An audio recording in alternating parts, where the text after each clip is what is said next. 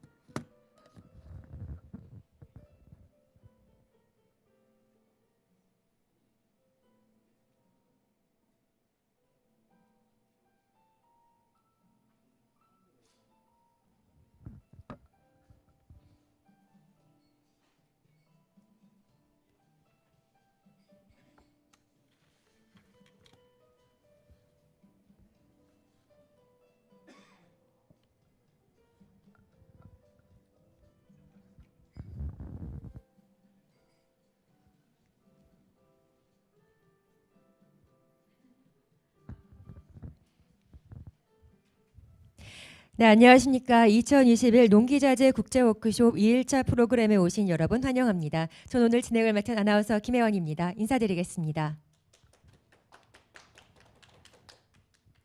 네, 농림축산식품부가 주최하고 농림수산식품교육문화정보원이 주관하는 2021 농기자재 국제워크숍 2일차 프로그램을 시작하도록 하겠습니다.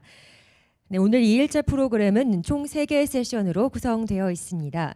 첫 번째 세션은 국가별 농기자재 시장 정책 변화 및 트렌드 공유, 두 번째 세션은 국가별 스마트팜 시장 정책 변화 및 트렌드 공유, 그리고 세 번째 세션은 시장 정책 변화에 따른 국가별 수출 전략 수립입니다. 네, 이번 행사는 코로나19 확산 방지와 함께 정부 방역 수칙을 준수해서 온라인으로 생중계되고 있습니다. 네, 오늘 워크숍은 행사 전체가 한영 동시 통역으로 진행됩니다. 줌화면 하단에 지구본 모양의 아이콘을 클릭하셔서 한국어 모드를 선택하시면 전체 세션을 한국어로 들으실 수 있습니다. 네, 또 통역을 원하시는 유튜브 시청자께서는 줌을 통해 다시 한번 접속해 주시길 바랍니다. 네, 첫 번째 세션으로는 국가별 농기자재 시장 정책 변화 및 트렌드의 공유를 주제로 진행됩니다.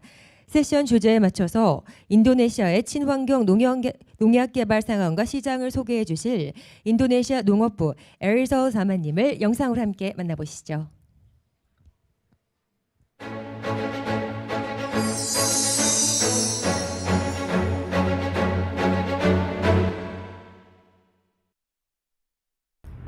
Hello, good morning everybody.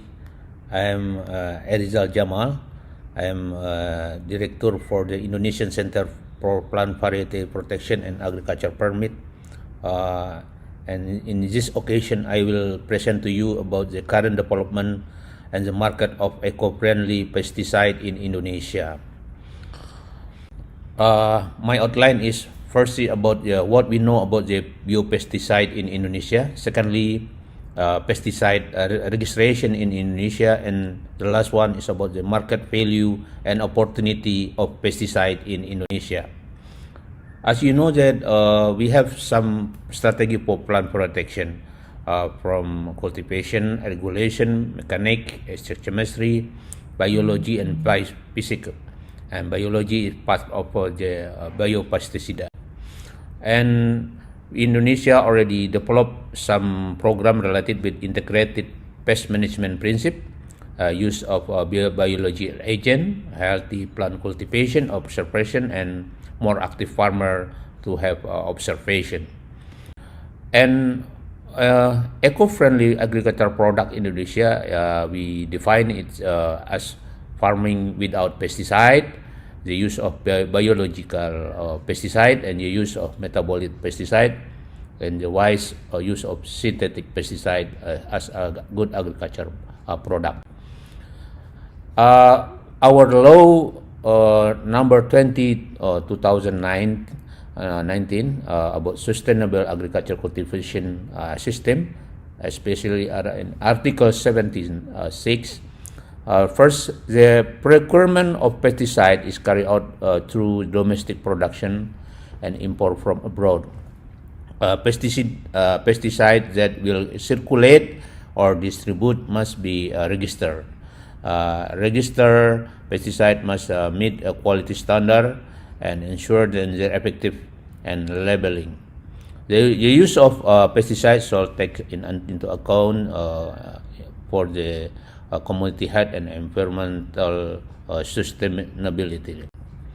What is biopesticide in Indonesia? Biopesticide is a certain type of pesticide derived from such as natural material as animal, plant, and bacterial, a certain mineral.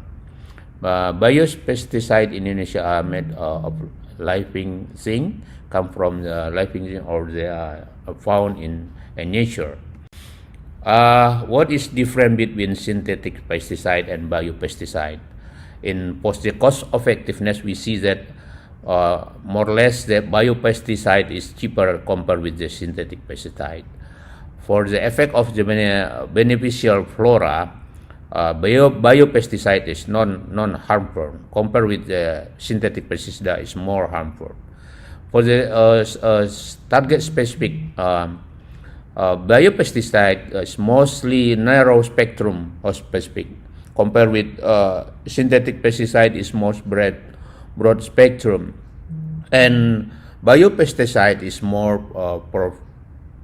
preventive and curative, compared with the synthetic pesticide, more about the curative. And the history of biopesticide in Indonesia. Biopesticide are widely known in Indonesia, the implementation and for the integrated pest management since 25 years ago. Based on the President Decree number 3, 1986, there are 57 pesticide formulation were banned in rice pest control. Since 1992, biopesticide recommended to be applied by government, a part of the integrated pest management. Based on the origin and the target, we can categorize the type of biopesticide developed in Indonesia. First, by origin, there are biological pesticide, microbe, virus. Secondly, about botanical pesticide, it's plant extract. But by target, first is bioinsecticide, biobactericide, biofungicide, and bioherbicide. What is the purpose of pesticide registration in Indonesia? There are four. We conduct the registration for the pesticide. First is to ensure that the quality and effectiveness of distribute pesticide. Secondly, to protect the community and the environment from the harmful impact as a result of pesticide storage, distribution, and use. As the third is to improve the efficiency and effective of pesticide use. And the last one is to provide business and law insurance for the business actor in conducting pesticide production, procurement, storage, and distribution. The legal basis of our registration process is Law Number 20, 2019 about the Sustainable Agriculture Cultivation System. Also, government regulation number 7, year 1973, and Ministry of Agriculture regulation number 107 about the pesticide control, and Ministry of Agriculture regulation number 43 about the pesticide registration. The classification of pesticide in Indonesia based on Ministry of Agriculture regulation number 43 year 2019 about the pesticide registration. The pesticide can be classified into one is based on the active compound, synthetic and natural pesticide. Synthetic pesticide is having one or more than one synthetic compound, active material. But for the natural pesticide is biology pesticide, metabolite, and mineral pesticide. Based on the dangers, we have two categories: prohibit pesticide and pesticide that can be registered. Based on the scope of use, there are limited pesticide and pesticide for general use. This is the classification of pesticide in Indonesia. We have two licenses for the to get the registration process. First is trial license, shall be effective for the period 1 year and shall be extended and for twice for the period 1 year. The pesticide in a trial process cannot be traded, but for the fixed license effective for the 5 years and can be extended according with the applicable registration regulation. The pesticide that can be traded under the fixed license. What is technical requirement for to get the process of license and also for the the process for the registration? The first is does not contain active material, additive, and prohibit impurities. Formulation does not include first A class and first B class of WHO classification. Quality with the tolerant limit of the active ingredient level, effective against target organs, not antagonist for the compound active pesticide, not carcinogenics, mammalian toxicology, acute oral, and also environmental toxicology, safe for human and environment, and doesn't cause resurgent pest resistance, and safe for natural enemy. Obligation for the registration holder number is first, the application must have production facility, active material factory or technical material formulation factory or domestic packaging factory, which is proven by an industrial permit. Secondly, request for registration of new active material biology pesticide from abroad can be made after obtaining an entry permit from the Ministry of Agriculture. Application for pesticide registration for new fixed license and expansion use permit, efficacy testing for crop management is carried out at two different locations of commodity center location. The efficacy test for the re-registration is carried out for all registered commodity and target for more than 10 years. Pesticide production maximum of 1 year start the production except for household pesticide and to control vector disease to human. The efficacy test is done by the institution. This is the flow of pesticide registration. So from the appellant, go to my office, and after that we'll have pesticide committee of secretary, have a technical team, and trial. After that, get trial license for the quality trial, toxicity, and efficacy. For the flow of fixed license, appellant submit a quality trial report, also toxicity trial report, efficacy trial report, and my office will come to the pesticide committee to have a meeting, and pesticide committee team decide that in plenary forum for the fixed license for the pesticide. What is if you want to know about the pesticide market in Indonesia? I think in the last 10 years, almost the growth is high, and we see that for the billion rupiah, except for the 2018 dropped by 10%. But the other years increased by proportional percent.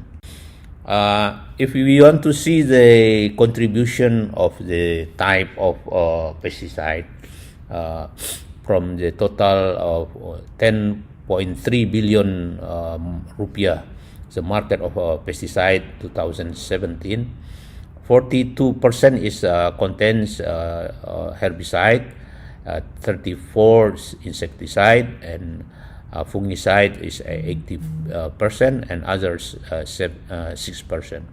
As you know that due to the palm oil development in Indonesia, we need more herbicide to Indonesia.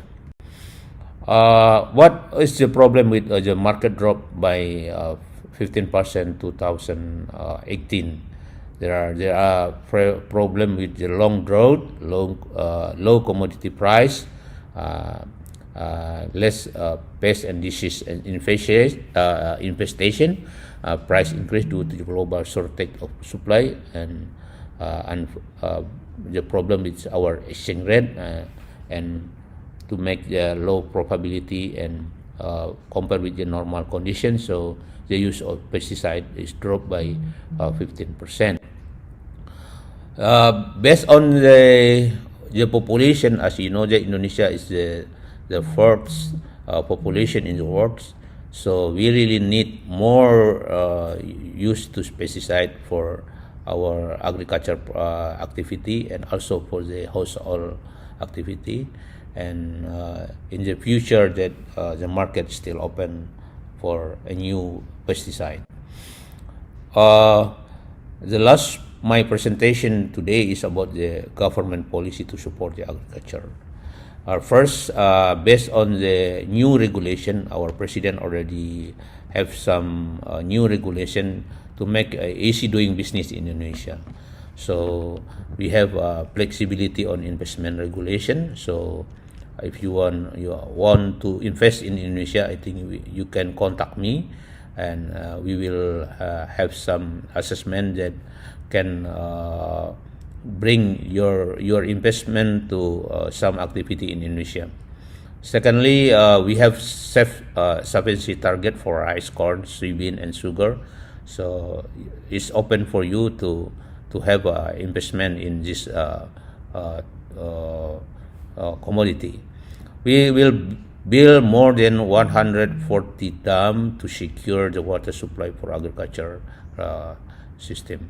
Also for the utilization of tidal swamp area to form more productive agriculture activity. And the government already have commitment to give more fertilizer and seed subsidy for rice, corn, and soybean. So in the future, agriculture still get high priority for our government. So we need more way to protect our commodities. So also we need more pesticide, that especially for the biopesticide, that eco-friendly pesticide. Thank you for your attention, and terima kasih. 네, 감사합니다. 네, 이어서 인도의 동물의약품, 항생제 사용 규제 및 대체제 개발의 주제로 사이드 파이저 박사님께서 발표를 진행해 주시겠습니다.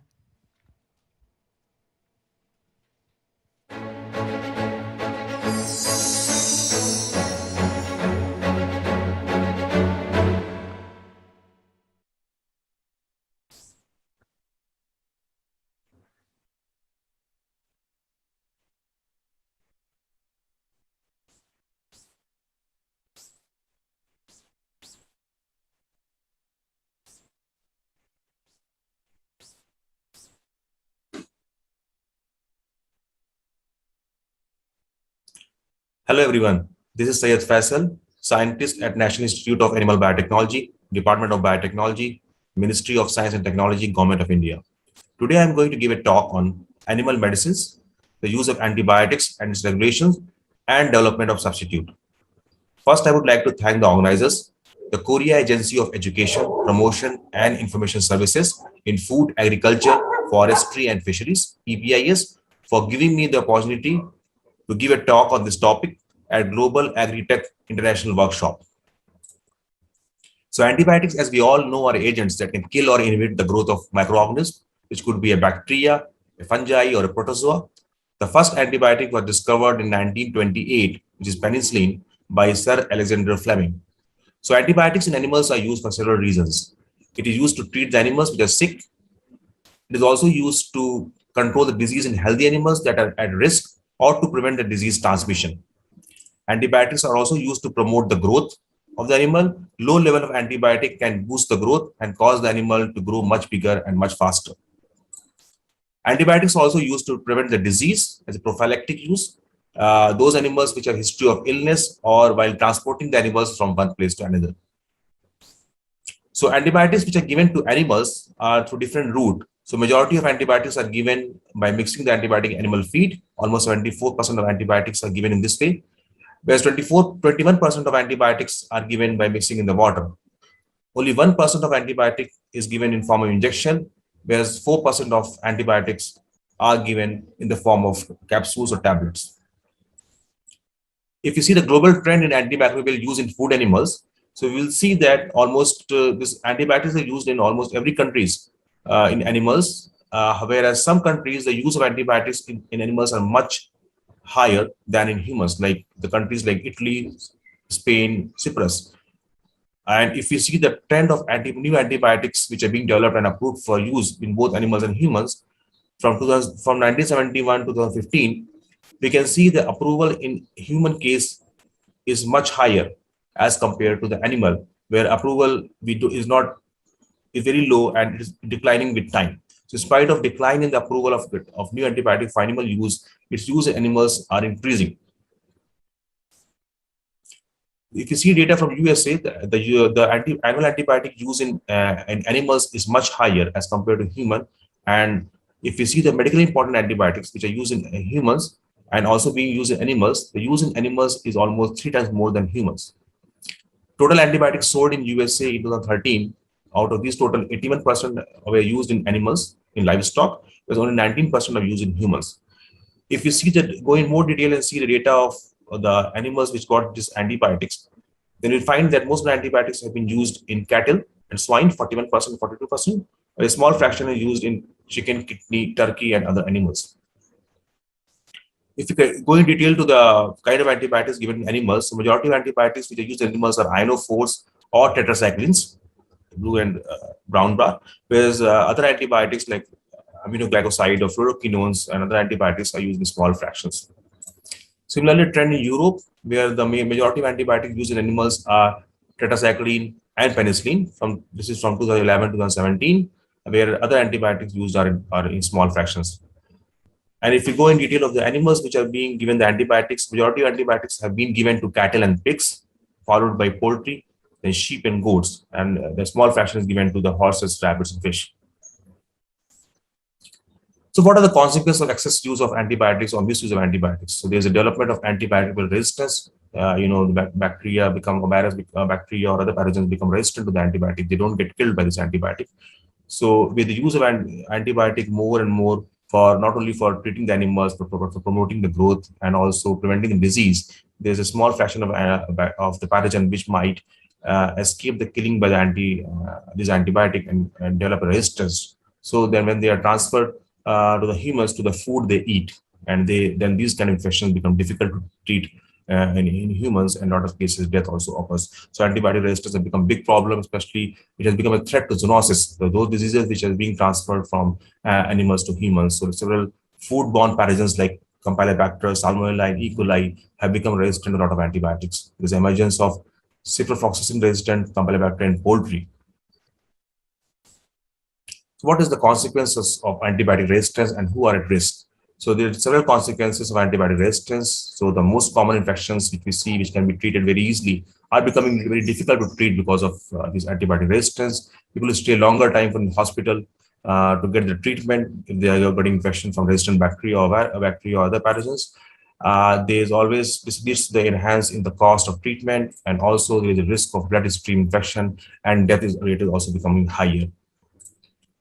So people who are at risk are the infants, which may get this infection from these resistant pathogens, and also the seniors or the older people who are getting long-term treatment, and the health workers, the doctors, nurses who are very close to these people who might get infection from these resistant microorganisms. People who are living in unhygienic places, dirty places, would be big risk for getting infection. Farmers who live in close to the contact with the animals, and butchers are also at risk of getting infection from these pathogens. So with the great use of antibiotics and also the misuse of antibiotics and problem antibiotic resistance and this poor control of infection, so there's need to regulate its use, and this regulation can be done at different level. First is to reduce the use of antibiotics. This reduction use of antibiotics can be done by setting a targets to reduce the use of critically important antibiotics, increasing the responsibility of the doctors, veterinarians, so that they frequently visit the farms and critically examine the animals and do some lab tests, then only give antibiotics. So there is no need to give antibiotic until unless it is really required. Use of antimicrobials only when needed. Then they should also think about replacement, alternative to the antibiotic, which can do the antibiotics job. So the consider and alternatives that have shown to improve animal health, and doing research to find new alternatives, and also to develop some kind of a legal framework or a strategy or a kind of a platform to boost development of alternative. Then we have option of also rethinking, to what should be used in place of antibiotics. That it can be, or how can we reduce the use of antibiotic? It can be done by improving the prevention and control of disease in animals through better farm practices, considering alternative farming, and doing research on new alternatives, and offer education and awareness about antimicrobial resistance. So there's a requirement for antibiotic regulation, especially in agricultural sector. So there are several steps which need to be taken to regulate the antibiotic use and to prevent this antibiotic resistance problem. So there should be restriction on the unregulated sale of antibiotics for use in animals. There should be there's need to create awareness among farmers and end users about the drug use, about the antibiotic use and its side effects. They also need to train and make them aware and to do the awareness campaigns to educate farmers on good management practices. Only give antibiotics to animals under veterinary supervision. Antibiotics should not be used for promoting growth or as a means to prevent the disease, but it should be only strictly used for treating the animals. That should be a strategy. Promote and apply good practices at all steps of production and processing of foods from animal and plant sources. Improve biosecurity on farms and prevent infection through improved hygiene and animal welfare. So instead of giving antibiotic, the farmer should promote vaccination of the animals to reduce the need for antibiotics. So whenever a vaccine is available, vaccination should be done for the animals instead of giving antibiotics. Trade of antibiotics must be regularized for therapeutic purpose only, and there should be a strict prescription and under supervision. The state departments of animal husbandry must be strengthened and given powers and responsibility for adhering to the norms of food production and food safety. State laboratories and infrastructure should be strengthened to ensure that cause of mortality in animals is identified at the earliest, and assistance must be given to farmers to treat the flock. There is a need to improve international policies that regulate import and export of food and feed, and it must be strictly regulated for antibiotic usage. There's a need to generate public awareness on antibiotic usage and how it is linked to health. Now coming to antibiotic substitutes or alternatives. So alternatives which are being available or being developed as substitute at different categories. I am going to discuss about the antibiotic alternatives which are available for promoting the animal growth, for growth promotion. So in-feed enzymes are being used, like enzymes like xylanases or beta-glucanases are being used, which can improve the digestibility of the food and enhance the overall health and productivity of the animal. Antimicrobial peptides are also very good alternatives which are being used not only for to improve the growth performance, but also as immunomodulator or to enhance the immune response or to boost the immunity of the animals. Prebiotics is also a very good option as an alternative for antibiotics for promoting growth. Prebiotics like celluloses, disaccharides, vitamins are being used or given in the animal feed, which might help in promotion of the animal growth and well-being. Probiotics, which are a healthy bacteria, are being usually used in animal feed, which can promote good bacteria in the gut and which will help in preventing the growth of harmful bacteria or disease-causing pathogens. So different probiotics like lactobacillus, lactococcus, and and other probiotics are being used in animal feeds. Organic acids like citric acid, acetic acid are also being used and which are have been shown to promote growth and prevent bacterial infection. Phytochemicals are also being used like essential oil and tannins from the plants, which have shown to promote the growth and prevent a lot of bacterial infection. And this is a very good alternative for this that be used in place of antibiotics. So there are also alternatives that can be used for disease prevention. So whenever we have vaccines for a lot of diseases in animals, so vaccination should be given to animals instead of giving antibiotics. So there should be a promotion of giving vaccines by the farmers for various diseases so that there is a reduced use of antibiotics or there's less need for giving antibiotics to those animals. Immunomodulators are another option a substitute for disease prevention, where the immunomodulators can enhance the immune response specifically and non-specifically by promoting the antibodies and killing the pathogens, so that they are very good alternatives for antibiotics for disease prevention. Bacteriophages are viruses which can kill the bacteria, which is being increasingly used in animals to kill the bacteria instead of antibiotics. So these are used to prevent salmonella infection in poultry, and it is also used to treat the E. coli infection in poultry, calves, piglets, and lambs in various farms. There's also need for the proper farm management and biosecurity, so to prevent the need for using antibiotics. So this can be done by ensuring the adequate immunity of the animal in the animal farm, minimize the stress to the animal, and minimize the risk of infection to the animals from various pathogens, and create a herd health plan. So these kind of plan can help to maintain a good farm, a healthy animals farm, and which will be prevented from disease. So that definitely the use of antibiotics will not be required or will be used. Alternative to antibiotic in terms of disease treatment are also being explored, and are very effective in under this. A lot of use has already been done or is going on, where the pediatric bacteria are being used. These are old bacteria which are not harmful to the animal, but they can kill the disease-causing bacteria. So this is antibiotic. These bacteria can be given, which can kill the disease-causing bacteria and prevent the infection. So in this category, Vibrio species and Vibrio species are used, which are gram-negative bacteria and predatory bacteria, which are being used as an alternative antibiotic for treating various bacterial infection in animals.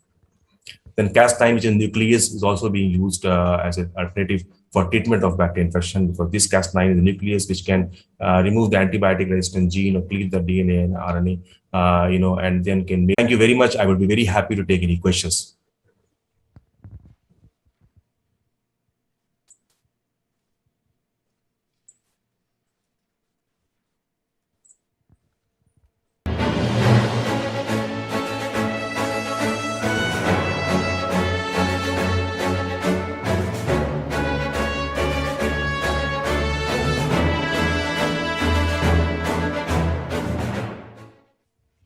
네, 이어서 탄소 저감 정책에 따른 러시아의 사료업계 대응을 주제로 소베걸 에스코바 박사님께서 발표를 진행해 주시겠습니다.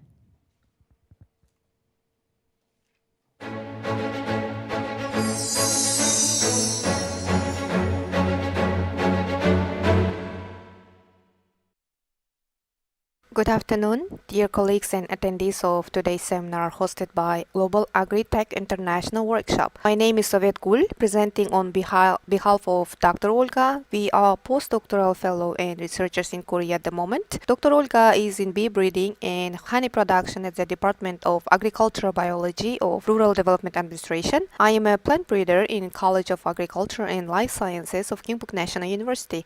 So today I would like to present and talk about the current market response to carbon reduction policy in Russian case.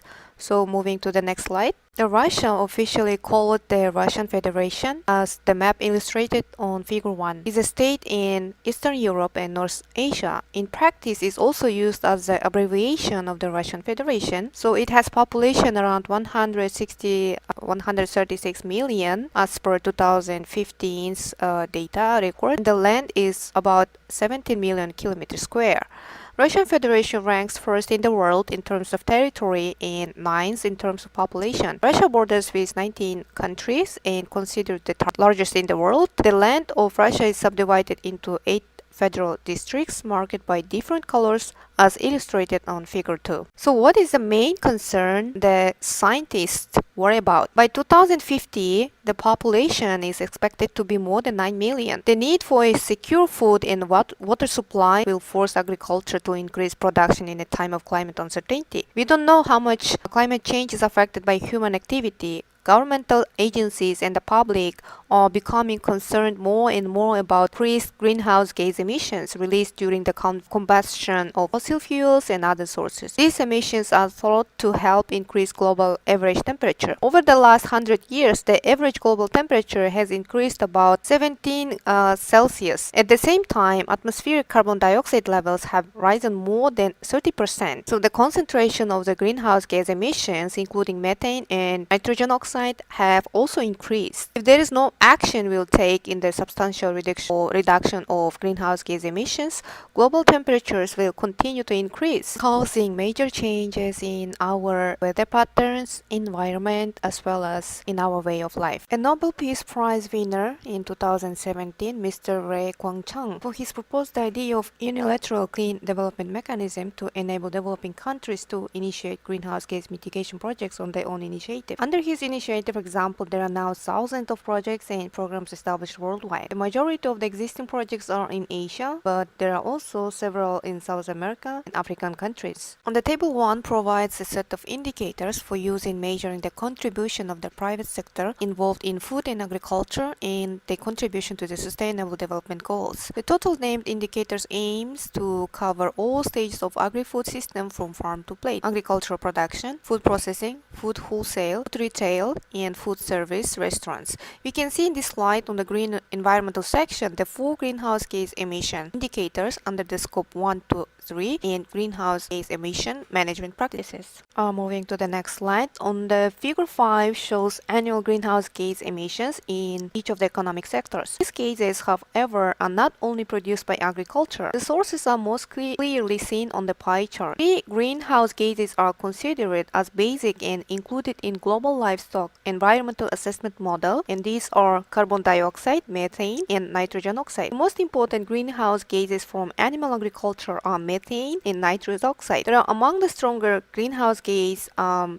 meaning that one molecule of methane yields 21 times more heat than carbon dioxide, while one molecule of nitrous oxide yields 310 times more heat than carbon dioxide. Russia is home to about 2% of the world's population. At the same time, the country has a significant share of agricultural land on the planet, accounting for about 4.5%. Because of the higher per capita availability of agricultural land, it is often concluded that Russia has significant potential to increase food production and the country's contribution to the security of the world. This potential is really great, especially when you look at on the figure 6. The number of agricultural enterprises of both producers and processors vary unevenly distributed by region. There are many red and yellow areas with high potential for agriculture development. And with all this, Russia is among the top 10 producers in agricultural products in the world. Here are some of the rankings. Ranks first place in the world for chicken meat production, 5th for jerky or horse meat, ranking 6th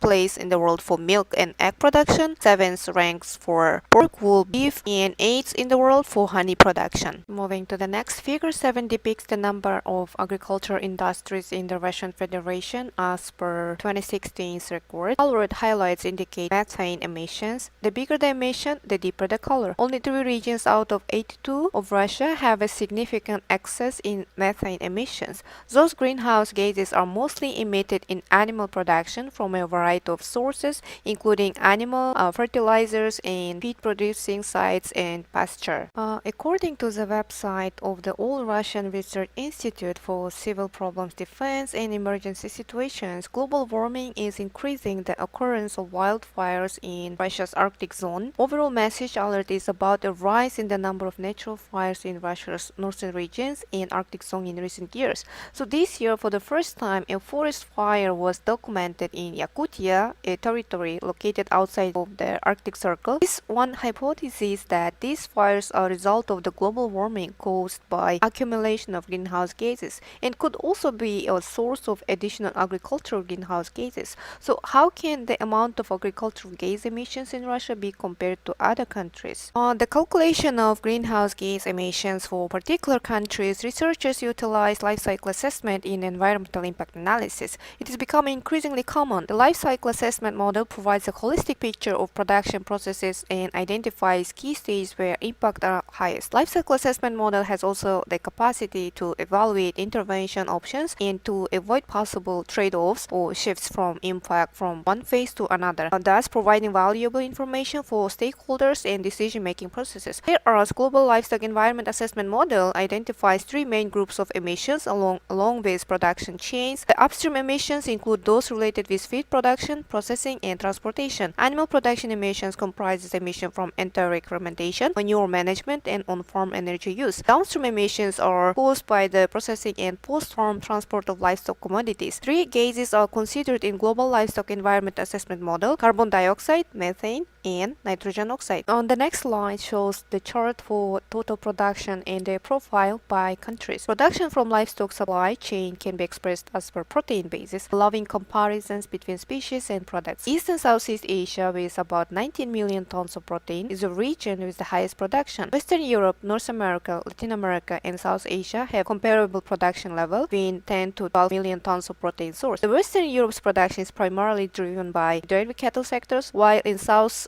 Asia, a major role is also played by buffalo production. Near East and North Africa, Sub-Saharan Africa, Eastern Europe, and Russian Federation in the group with production between 1.6 to 4 million tons of protein at the global scale. In the figure 10, illustration given by diagram showing the global emission by source, you can see the relative contribution of the main sources of emissions from global livestock supply chains. Emissions from livestock supply chains originate from four main processes: enteric fermentation, manure management, feed production, and energy consumption. Global Livestock Environmental Assessment Model provides disaggregated information on emissions from those pathways. Manure acts as a source of both methane and nitrous oxide. Different manure management system can lead to different emission levels. In general terms, methane emissions are higher when manure is stored in treated in liquid systems, whereas dry manure management systems such as dry load or solid systems tend to favor nitrous oxide emissions. There are several emissions related to feed production. Carbon dioxide emission arise from expansion of feed crops and pastures into natural areas such as forests. Enteric fermentation accounts for 44% of total sector's emission, which about 3.5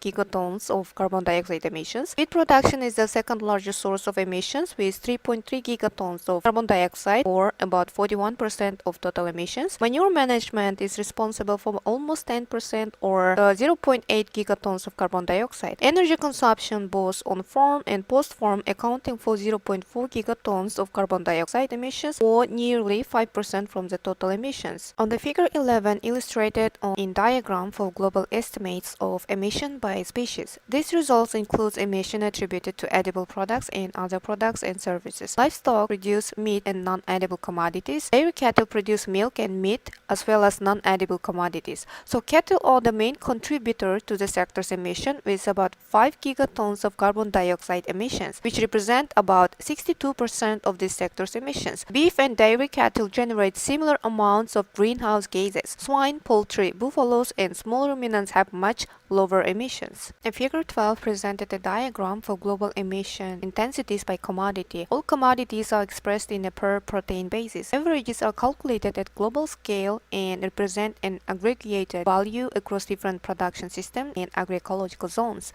A way to compare the performance of different commodities is to express the emission on a per protein basis. By doing so, buffalo meat is the commodity with highest emission intensity with an average of 404 kg carbon dioxide equivalent per kilogram of protein, followed by beef meat with an average of 295 kg. Meat and milk from small ruminants and buffalo milk present the third, fourth, and fifth highest emission intensities among cities with an average of 148 and 140 kg. Cattle milk, chicken meat, and egg and swine have lower emission intensities, all below 100 kg. Emission intensities vary greatly among producers, especially in ruminant products. This reflects different agroecological conditions, farming practices, and supply chains management. On the figure 13 presented a diagram for regional emissions. Regional total emissions and their profile by commodity are presented here. Results do not include emissions allocated to non-edible products and other services. Regional emissions and production figures vary widely. Differences are explained by variations on the share of ruminant and monogastric species in emission intensities. Global Livestock Environmental Assessment Model distinguish different livestock production production systems, namely grassland, mixed, and feedlot for cattle. Grassland and mixed for other ruminants, backyard, lawyers, and broiler for chicken and backyard. Intermediate and industrial for swine. It allows a more accurate analysis of feed ration composition, energy consumption, and the implication on greenhouse gas emissions.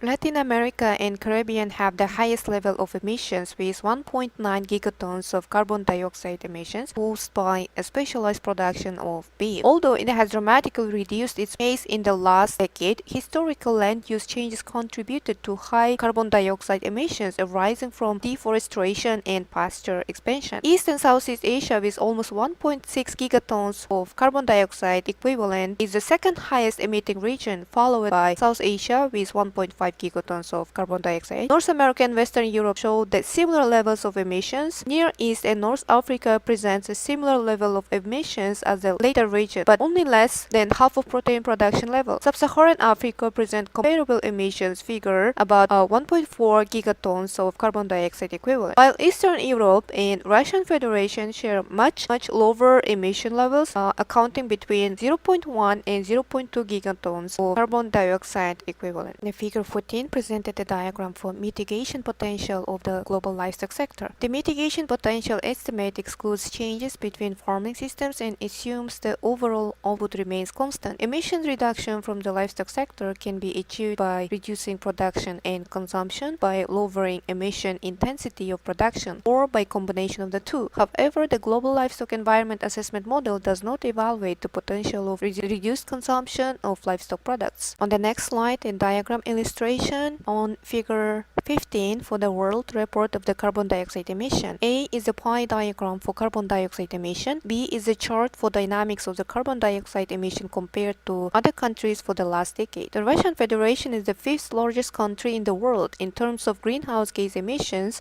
according to Climate Analysis Indicator tool. However, the data absence on greenhouse gas emissions and absorption for the Russian Federation, whether from managed lands or natural ecosystems, should be acknowledged. Some of the reported data for the such cases in Russia can be found in the literature as part of global assessment of individual scientific studies. However, most of the data and reports are presented in Russian language-based journals only. The Russian Federation has adopted the main provision of the regulation by government on reducing greenhouse gas emissions. The objective include reducing greenhouse gas emissions and aiming to the specific areas of the economy by the government of Russia. The second objective is mandatory annual state accounting of greenhouse gas emissions generated by the activities of regulated organizations. The third objective is to encourage local enterprises and individuals to participate in supporting climate change initiatives voluntarily with the target of greenhouse gas emissions or enhancing the absorption by accumulating carbon dioxide emission and forming a carbon trading market. The last but not least objective is approval of roadmap by government for implementing in examination in the Sakhalin region in order to develop a regional carbon trading system by the end of 2020 and to analyze the mechanism for the circulation of carbon units approved via the legal system.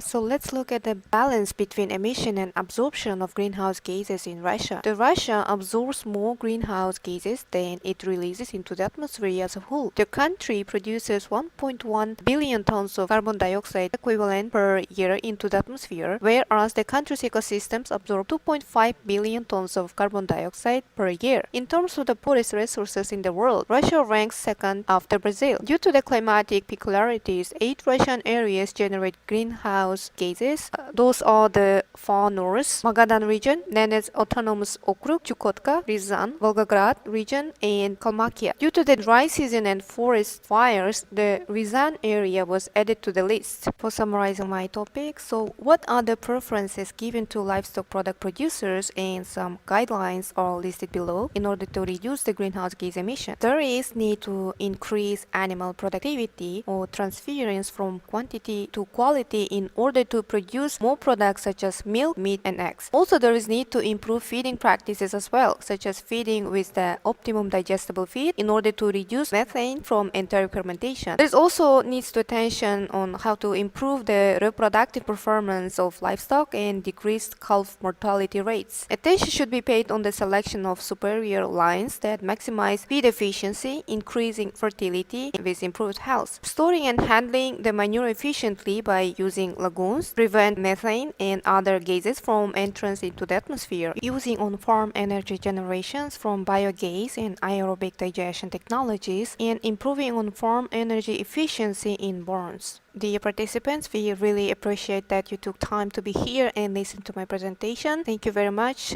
See you next time.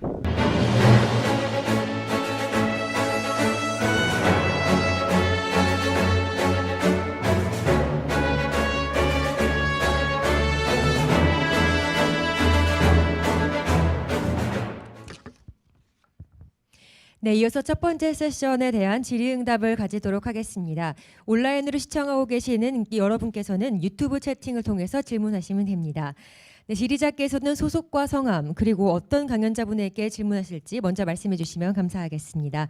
네, 현장에 계신 내빈 여러분께서는 동시 통역이 진행되고 있으니 리시버를 착용해 주시길 바랍니다. 네, 유튜브 시청자께서는 줌을 통해 다시 한번 접속해 주시면 통역이 가능합니다. 네, 질의응답 시간에는 인도의 동물의약품 항생제 사용 규제 및 대체제 개발을 주제로 발표해 주신 사이드 파이살님께서 줌을 통해 답변해 주실 예정입니다. 네, 인도네시아의 친환경 농약 개발 상황과 시장을 소개해 주신 아리사엘 사말님과 탄소 저감 정책에 따른 러시아 사료 업계 대응에 대해 소개해 주신 소벳걸 에스코바 박사님께서는 질의하신 분들께서는 3599로 연락 주시면 서면으로 답변 드리도록 하겠습니다.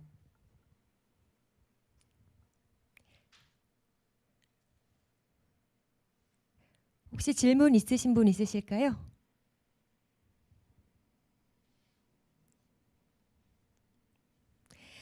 네, 차후에라도 궁금한 점이 있으시다면 저희 사무국에게 문의를 주시면 저희가 서면으로 답변 드리도록 하겠습니다. 참고 부탁드립니다. 네, 이렇게 질의응답 시간을 마지막으로 첫 번째 오전 세션을 마무리하겠습니다. 지금부터 12시 40분까지 점심시간을 가질 예정입니다. 네, 현장에 계신 내빈 여러분께서는 12시 40분까지 다시 모여주시면 감사하겠습니다. 점심 식사는 앉아 계신 자리에 한식 도시락이 제공될 예정입니다. 점심시간 다음으로는 두 번째 세션 국가별 스마트팜 시장 정책 변화 및 트렌드 공유가 진행될 예정입니다. 잠시 후 뵙도록 하겠습니다. 식사 맛있게 하십시오.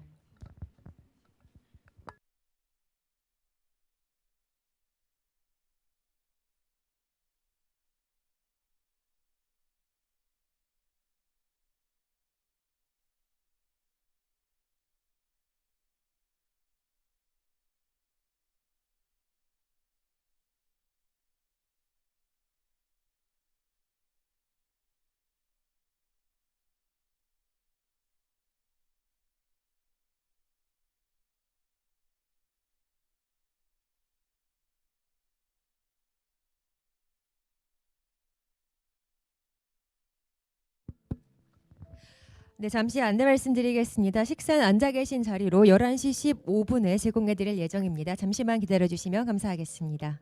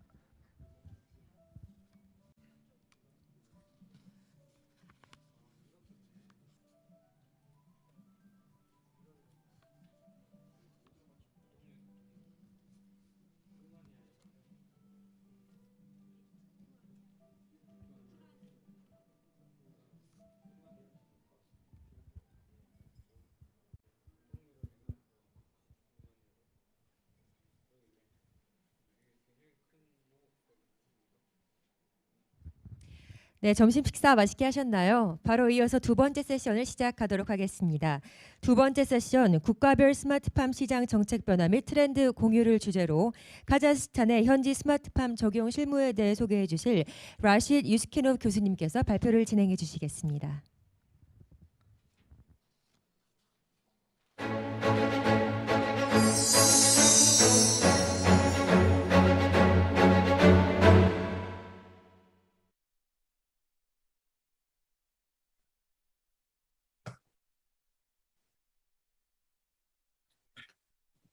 Добрый день, уважаемые участники международного семинара. Разрешите в первую очередь поблагодарить за предоставленное слово на таком значимом и международном семинаре.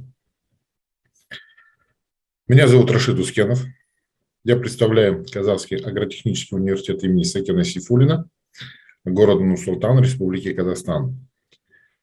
Об университете я не буду говорить, так как в прошлом году на моем выступлении я довольно-таки объемно и полно рассказал, чем занимается наш университет.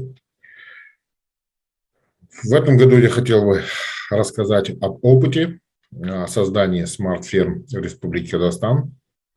Данную возможность нам предоставляет Министерство сельского хозяйства Республики Казахстан в рамках программно-целевого финансирования.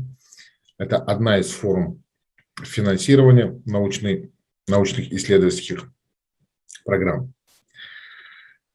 В этом году в рамках создания смарт-ферм по заданию Министерства сельского хозяйства мы создаем смарт-фермы в области тамбурного коневодства и мясного скотоводства.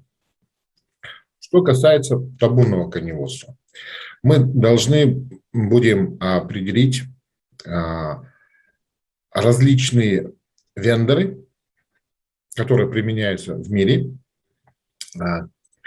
которые наиболее подходящие для Республики Казахстан, наиболее подходящие и научно доказанные в различных природно-климатических зонах Казахстана.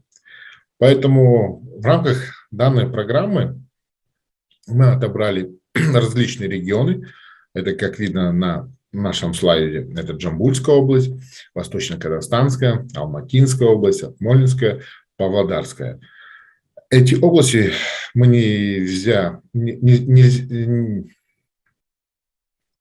не просто выбрали, а согласно нашему заданию различные природно-климатические зоны Казахстана, а также и рельеф поверхности земли, то есть это и горная местность, лесостепная, степная зона, сопки, овраги и так далее. То есть где какой сигнал будет проходить более лучше и определять локализацию лошадей будет та или иная технология наиболее приемлемая и наиболее удачная для лошадей в Республике Казахстан. Ну, что касается в целом, лошади у нас в основном представлены местными казахскими лошадьми. Это табунное коневодство, продуктивное называем коневодством. Практически во всех хозяйственных субъектов доят лошадей, получают кобыле молоко, кумыс идет на реализацию. Мы взяли не просто одинаковые хозяйства, а вот, допустим, в Павлодарском регионе это с поголовьем 1329 голов, и самое маленькое в Алматинском регионе 96 голов. Отмечается, что в каждом хозяйстве ежегодно потери составляют от 2 до 7%, до 6% потерь лошадей. Разные причины. Мы не берем здесь причины падежа, мы здесь берем, когда лошади просто теряются, или, будем так говорить, происходит конокрация. Для того, чтобы четко определять границы распространения и отслеживания локализации лошадей, мы также здесь и предусматриваем, чтобы было и по эпизодической ситуации. На примере вот Жамбылской области по болезням лошадей есть заболевание, и мы определяем его, и это и есть Жамбылская область, Жамбылский район, где непосредственно два наших хозяйства. Но само место локализации данного заболевания, оно далеко расположено от наших двух хозяйств. И для того, когда мы будем очерчивать данные границы, чтобы, когда лошадь будет переходить данную границу своей земли, чтобы она сигнализировала, насколько этот сигнал приходит вовремя, насколько точно приходит сигнал. И это будет нашим, как говорится, научным исследованием в области эпизодической ситуации. На сегодняшний день мы планируем вообще 4 вендора. Это вот по передаче данных LoRaWAN, по передаче GPS, GSM, а также УКВ. В рамках данной программы мы планируем приобретение трекеры Livestock. Это корейская компания, которая любезно готова предоставить нам трекеры, базовые станции, репитеры, чтобы обозначить все границы того или иного хозяйства. Кроме того, мы при выезде, чтобы определить, какие трекеры, какую систему устанавливать на том или ином хозяйстве, мы определили зоны ареала пастьбы, как в зимний, так и в летний период, а также даже перехода от зимних к летним пастбищам и какое его расстояние. Например, лора, радиус его действия при отсутствии помех типа леса, типа гор или даже те же самые овраги, он составляет 10 километров по ровной поверхности. А другие системы, они, как GSM, GPS, они, конечно, распространение более большое. И для таких хозяйств, как в Павлодарской области, где расстояние от летних пастбищ до зимних пастбищ составляет до 100 километров. Поэтому мы здесь не просто будем устанавливать, а именно с учетом того ареал пастьбы, содержание животных. Обязательно на это тоже будем делать уклон в своих исследованиях. О результатах исследований мы, конечно же, будем опубликовать в научных статьях в дальнейшем, и предоставим результаты исследований для Министерства сельского хозяйства, которое непосредственно является заказчиками. Данная система говорит, как распространяется. Это, в принципе, здесь ничего сложного нету. То есть это GPS передается через спутник, получается станция, через интернет передаются данные на сотовый телефон. А когда уже через LoRaWAN, вот как мы говорили, базовая станция, репитеры, чем больше этих репитеров, тем больше ареал покрытия зоны, он становится больше. Здесь отличие, что не требуется интернета, здесь через Bluetooth можно передавать на электронный носитель, будь то планшет или ноутбук и так далее. Вторым исследованием – это создание смарт-ферм в мясном скотоводстве. Здесь у нас 4 хозяйства, которые мы взяли. В мясном скотоводстве во всех хозяйствах содержится казахская белоголовая порода. Поголовье вот здесь представлено в каждом хозяйстве. В Акмолинской области 2 хозяйства, Павлодарской и Северо-Казахстанской области. Планируется в ТО-Новобратской установке системы Интергада, это бразильская система, Джана-Береке и ТО-Галицкая установлены системы GrowSafe, канадская. И в Северо-Казахстанской области эту систему непосредственно разработчиком является наш университет, который планируется запустить уже на следующий год. По GrowSafe, который фермеры закупили, установили, уже провели первые этапы исследований, и результаты их показывают о том, что не все животные, которые отбираются для оценки, проходят всю оценку. По тем или иным причинам они выбывают. Кто-то не приспосабливается к поению, кто-то к кормлению, к кормушкам. И поэтому таких животных через 2-3 дня убирают с оценки. Вот второй этап эксперимента, он уже более такой, будет налаженный. Из 128 бычков 127 прошли оценку. На примере того, что были получены при помощи GrowSafe эффективный остаточный корм и среднесуточный привес выше среднего, то здесь вот правый верхний угол квадрата говорит о том, что это самые те животные, которые непосредственно следует отобрать для селекционно-племенной работы и этих быков дальше разводить. Эффективный остаточный потребленный корм, но среднесуточный прирост ниже среднего. Есть бычки, это правый верхний угол. Конечно, здесь уже фермер должен сам выбирать. То есть, если он меньше поедает, но растет слабо, да, может быть, какая-то была причина. И в наших исследованиях, конечно, здесь мы должны разобраться, насколько был корм все-таки он хорошо измельчен, хорошо смешан, все ли животные получали те или иные питательные вещества непосредственно в период всей оценки, так как одна кормушка на GrowSafe предназначена для 80 быков. Поэтому животные подходят поочередно.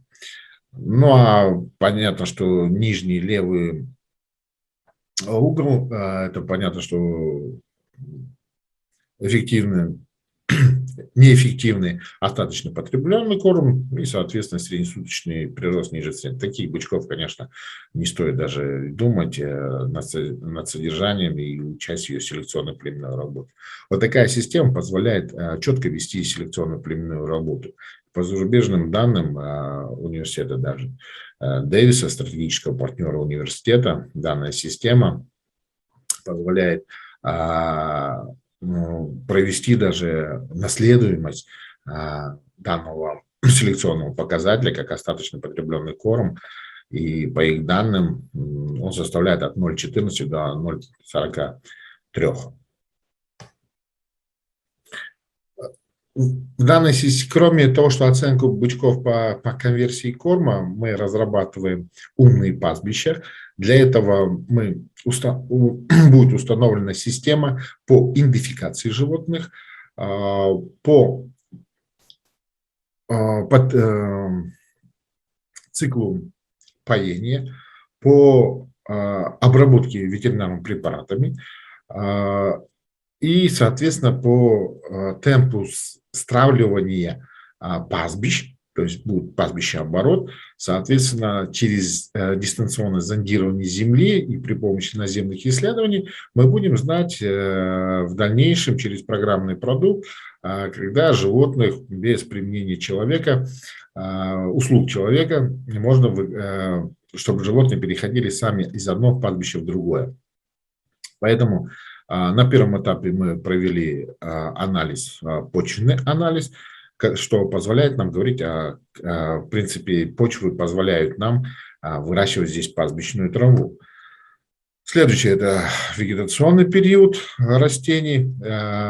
Здесь выбрали 70 гектар на 70 голов, в принципе, на все 6 месяцев содержания в летний пастбищный период и 7 контуров. И здесь, в принципе, травостой он соответствует тем показателям, которые необходимы для пастьбы животного.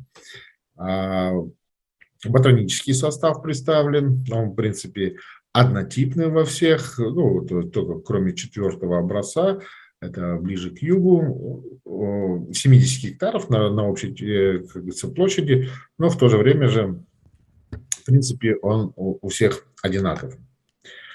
Вот это, так мы представляем свою систему, если говорить, вот где вы видите на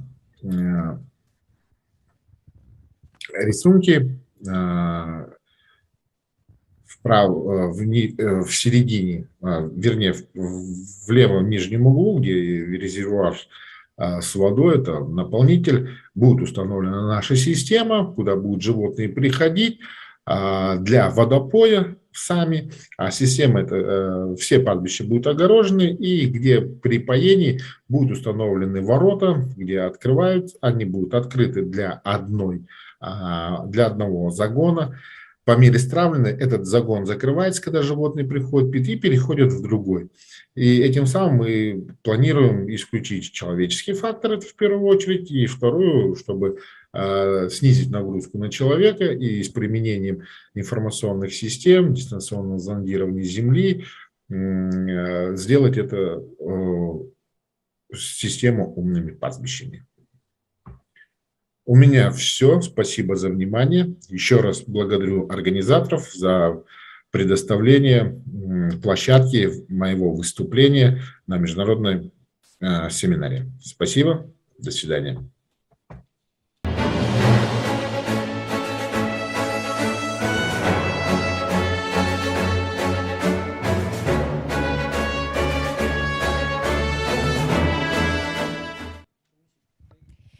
네, 이어서 베트남의 유기농 농업 발전 현황과 한배 간 잠재적 협력 기회를 주제로 베트남 달랏 바이오팜의 리스위 수 수왕님께서 발표를 진행해 주시겠습니다.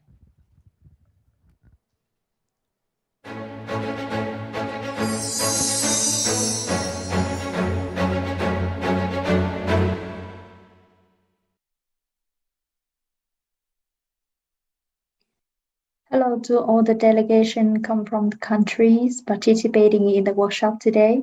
I'm Tu Sung from Vietnam, and in my sharing session today, I will give some information about the current situation of organic and clean agriculture development in Vietnam and the potential cooperation opportunities between countries.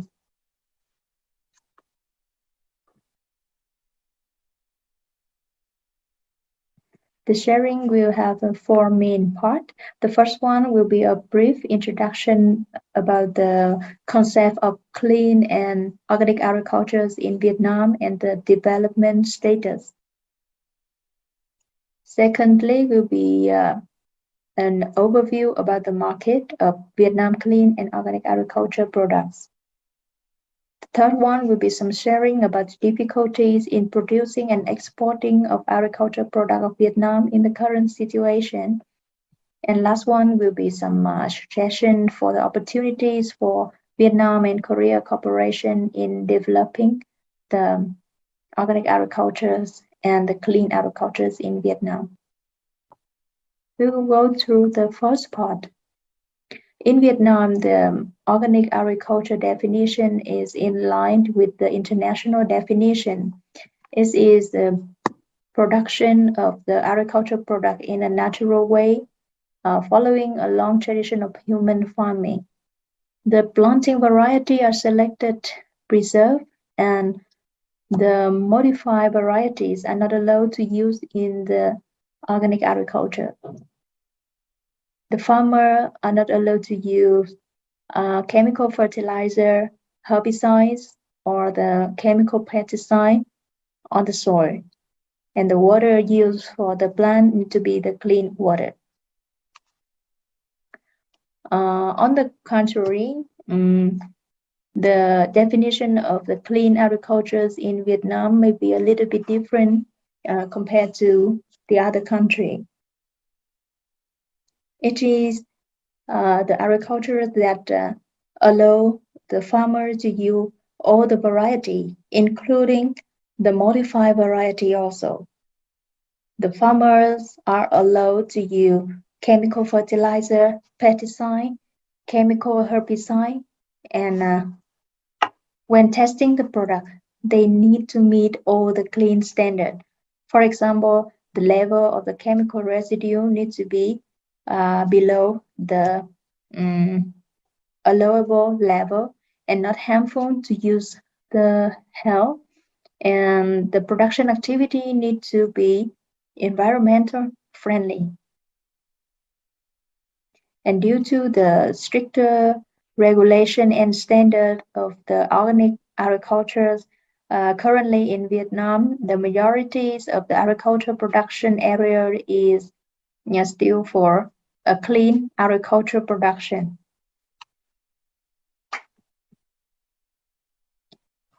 Currently, Vietnam is one of the top country in Asia in developing organic farming.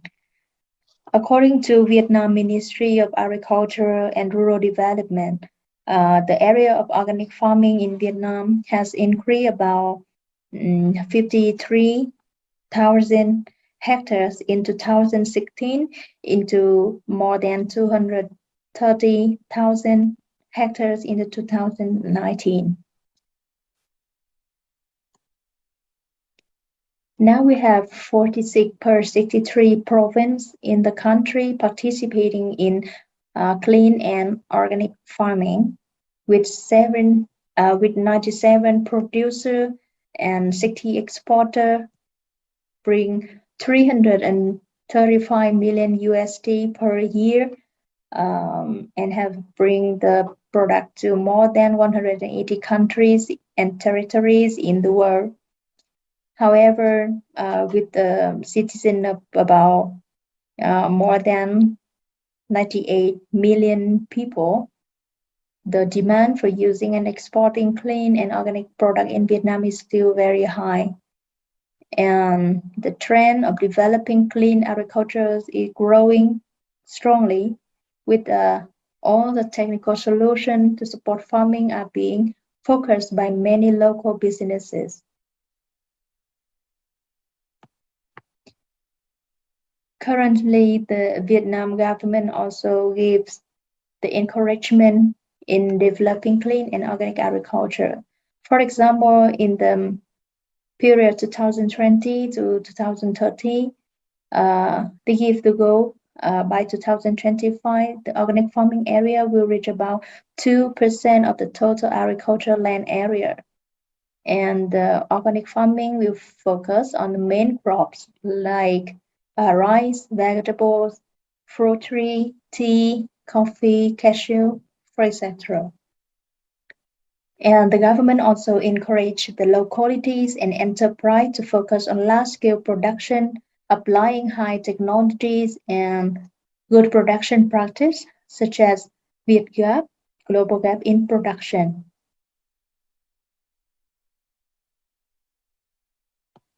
The second main content, I will give some overview about the market of Vietnam clean and organic agriculture products. Currently, Vietnam is one of the countries with many leading agricultural product export in the world. Vietnam agricultural products have grown strongly and presented in more than 180 countries, with many demanding markets like the USA, China, Korea, Malaysia, Australia, and Singapore. And as soon as the Vietnam-European Union Free Trade Agreement take effect from August 2020, Vietnam agriculture, forestry, and fishery export will have many advantages when entering the EU market. The EU is also committed to opening up strongly for Vietnam vegetables and fruit.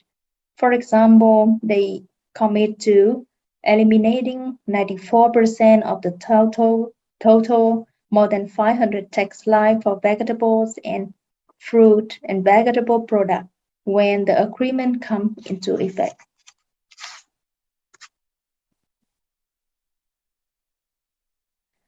In the current situation, the exporting and producing of the agricultural product of Vietnam also face many difficulties. During the COVID-19 crisis, the agriculture sector still proved its strong supporting role for the economy, while the other industry were facing difficulties. The export value of the agricultural, forestry, and fishery industry in this year is estimated to reach 41 billion USD, putting Vietnam in the top of the exporter in the world in the agricultural product sector. However, because of the COVID-19 epidemics, many countries are bringing so many technical barriers to select and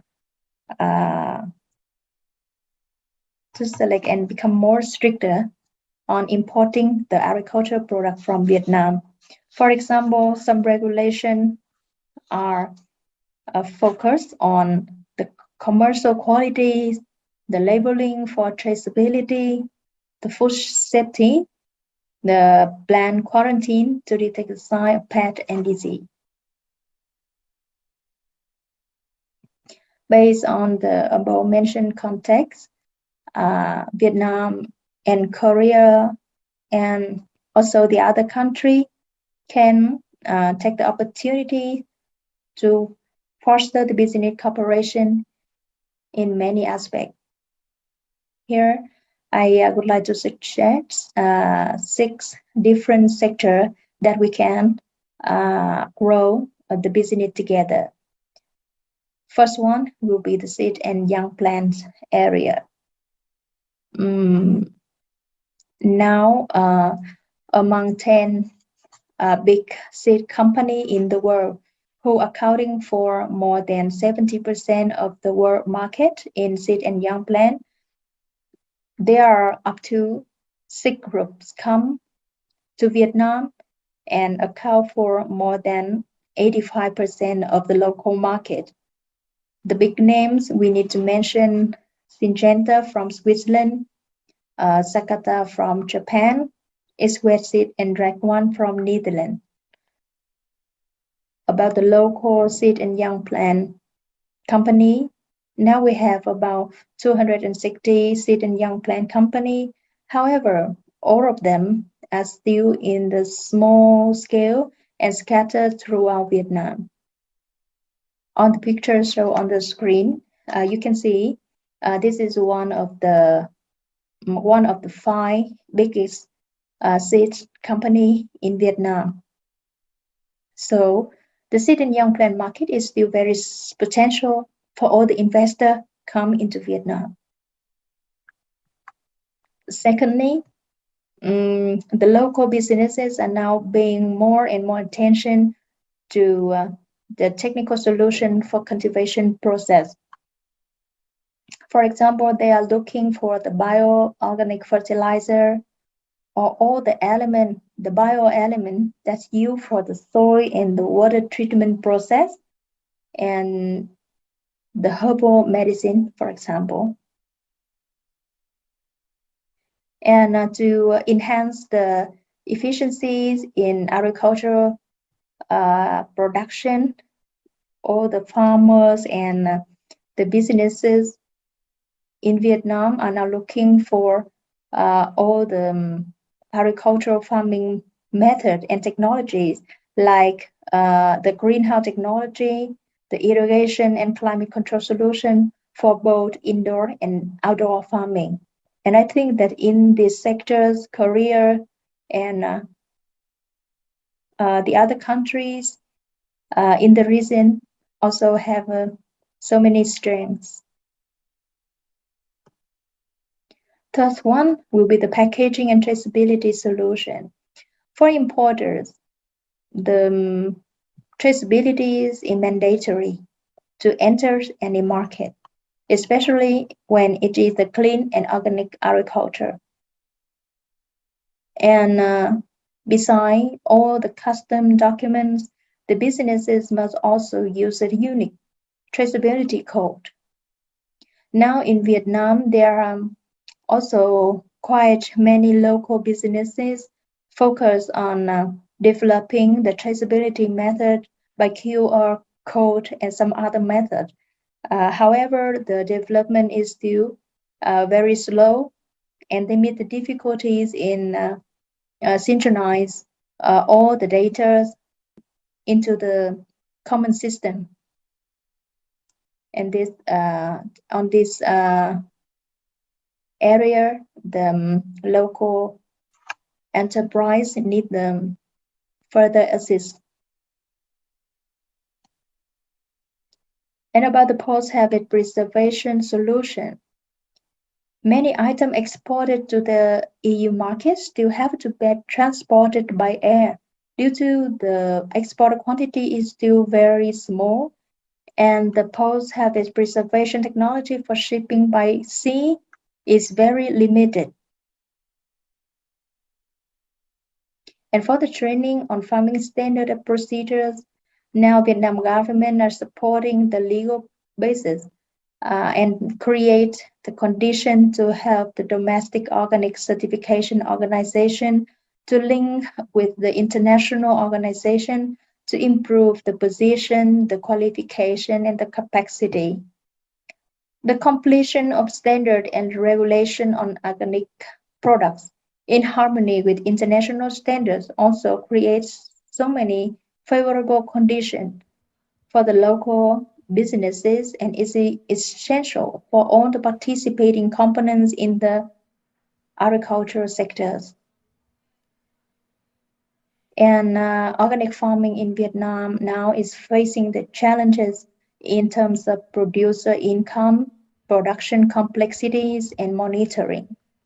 So on this aspect, we will have some opportunities to share and gain the result together. And the last one, I want to talk about the development of the agricultural tourism. Here is some image of the famous farm. This is the grape farms and the strawberry farm in Vietnam that are open for tourism for a long time. But these models are not so many in Vietnam. And Korea is a famous country for tourism in general and agriculture tourism in particular. So we hope that on this aspect, we will have some idea to share with each other and to develop the tourism faster, stronger, together with the agriculture development. And here are all the sharing, and thank you for your attention. And we're looking forward to receiving all of your questions. Thank you.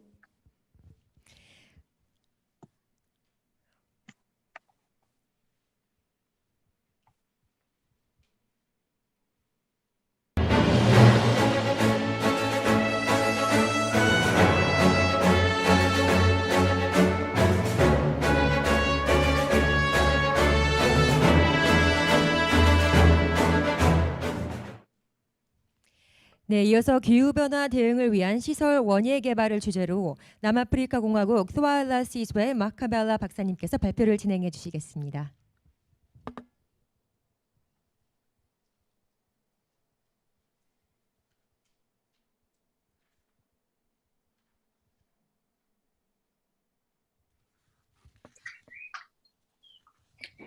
Good morning, good afternoon, everybody. Good morning to those who are joining us from other parts of the world, including South Africa. My name is Thulasizwe Mkhabela, as the host has introduced me. I just want to start by saying thank you very much to the organizers for inviting me to participate here. And it's an honor and a privilege. The topic that I will be talking to you about is horticultural development in response to climate change. We know that climate change is no longer something that is in debate whether it is affecting agriculture or not. And climate change is inevitable, and its effects are already evident. And there are very few people, even those who are skeptics, that can actually scientifically defend the idea that climate change is not a problem. So climate change manifests itself in a number of ways, including increased temperatures, erratic and variable rainfall patterns, drought and excessive rainfall in some areas, in some cases, in a number of other ways. And these are also evident both here in South Africa, and I would like to believe that even in Korea itself, you've experienced changing weather patterns. And climate change affects all aspects of life and various economic sectors differently. So we need to take that in mind as we go along talking about this. So what are the effects of climate change on agriculture? Conventional agriculture is heavily reliant on climate and weather patterns, particularly rain-fed agriculture. In South Africa, we have both extensive agriculture, which I would refer to as rain-fed. We also have what you would call protected agriculture, which I will expand on as I carry on with the presentation, where horticulture features a lot in terms of protected agriculture, in terms of vegetables. So these rainfall patterns affect horticulture itself. So agriculture is susceptible to weather variations, which is significant deviation from the normal kind of weather patterns for a particular area, such as droughts, excessive rainfall, both lower and higher temperature average during the growing season affect how agriculture performs. So climate change also induces outbreaks of pests and diseases, which is an important thing that sometimes we do not really zero in on. It interferes with yields through temperature changes, which affects fruiting, especially in horticultural crops, which require chilling or a chilling period for fruit formation and setting. So horticulture is more vulnerable to the vagaries of climate change, especially long-term crops such as fruit trees, and even your vines for grapes and all those. So the question is,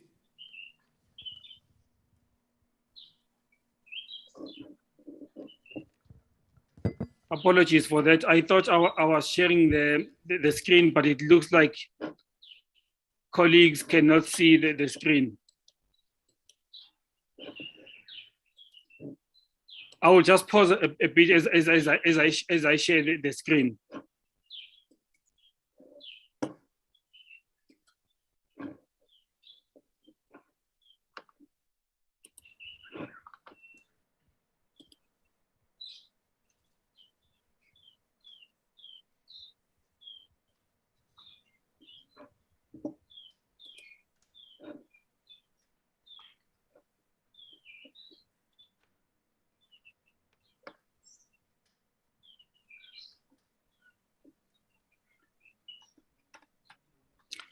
But what I'll do, as I'm sharing the screen, I will keep presenting so that I don't waste too much time. And what I was saying was that horticulture Mr. is Makabela, affected it's okay to take a lot by climate Mr. change. Makabela, can you hear me? Okay, sure, thank you. Yes, it's okay for you to take time. So can I you please can share the hear you presentation with loud. us? Thank you. Yeah, so please take time. We will just wait.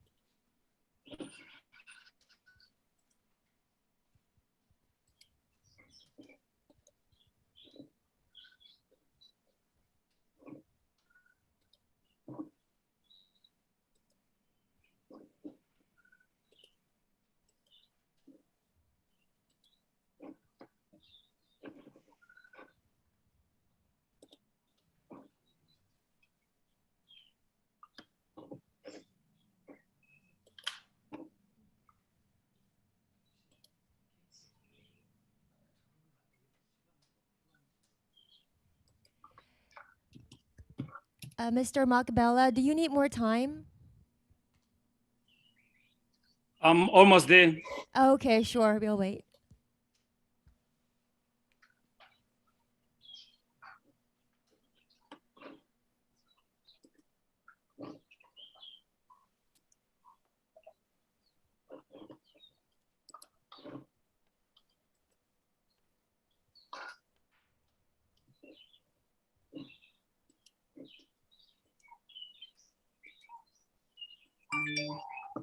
Can you see the presentation now?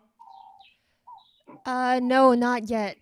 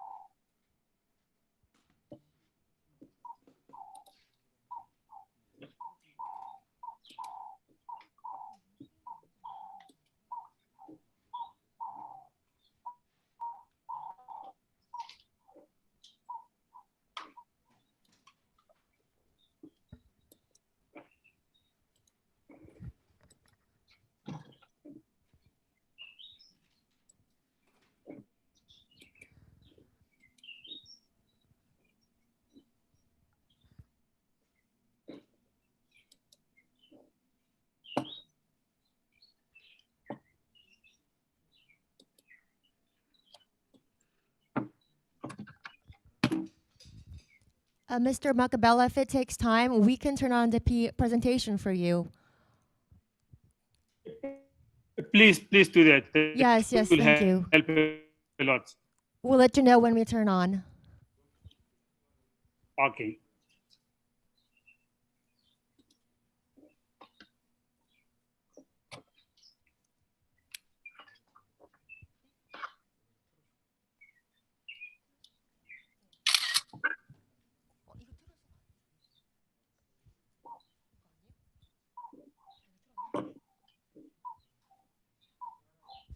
Yes, we're ready. Please proceed your can see it. presentation. Oh, you can see it? Yes. Yeah, so please Please proceed. move on to the next slide. Please move on to the next slide. Okay.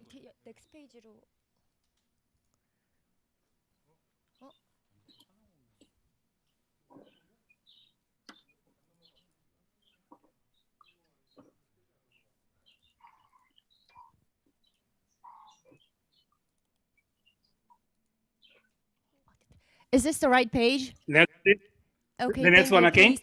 Oh, next one. All right. Yes. Is this the right one? Yes, that's the right one. Yes, apologies again for that. Okay, please begin. I'll quickly jump in and then talk to where I was. I was saying that horticulture is more vulnerable to the vagaries of climate change, especially long-term crops such as fruit and vines for grapes and for wine production. So it's very important that mitigation steps are needed to ameliorate the adverse effect of climate change on the horticultural sector. So the question is, why are we dealing with the horticultural sector? Why is it so important? So horticulture is an important subsector of the agri-food industry in many economies, including South Africa and Korea. In Korea, the agri-food sector of the economy accounts for about 2% of the GDP and accounts for about 1.5% of total exports, while import of agri-food products accounts for 7.7% of total imports, rendering the country as a net importer of agri-food products. So this is particularly very important for a country such as Korea to actually make sure that it deals with this horticultural sector. In South Africa, the horticultural subsector is the largest agricultural sector in terms of contribution to GDP, mainly through exports of deciduous and citrus fruits. Can you please move on to the next slide for me? So the role of horticultural development in research in response to climate change, having said that horticulture is an important subsector of the economy, especially in agriculture. So the role of agricultural research and development cannot be overemphasized as an integral part of adapting and coping with climate changes. So here I'm making a point that says that agricultural research and development is very important. And you will see a few examples that I will give towards the end of this presentation that South Africa has made serious advances and steps to addressing this through agricultural research and development.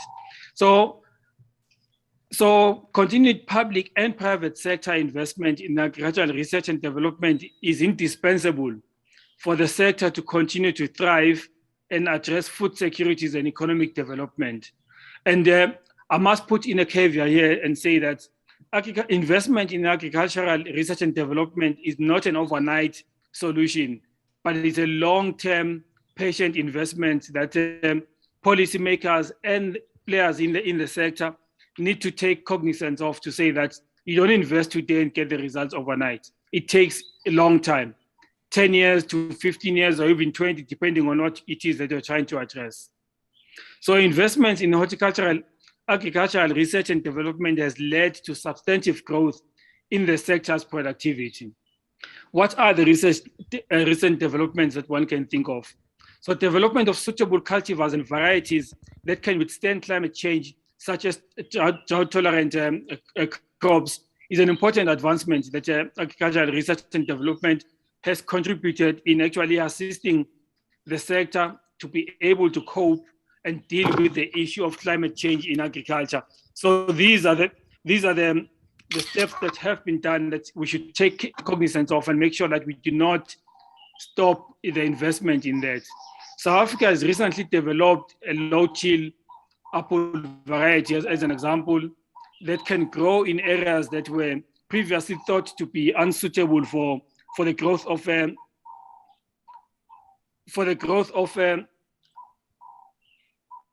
the sector, and making sure that it even grows and copes with climate change. So this is one of the latest developments that is helping the horticultural sector to actually thrive even under the threat of climate change. Also, the development of early maturing varieties has also been an advance that has been done. What this does is that now you are then, as a farmer, able to time when your crops will hit the market and even miss the worst times of the season in terms of climate change, or as induced by climate change. So the advancements of protected agriculture, which includes greenhouse channels, vertical agriculture, urban agriculture, and other sophisticated methods, is an important step in the horticultural industry, because horticultural production, especially in countries that have very limited amount of land that's available for agriculture, protected production is the way to go.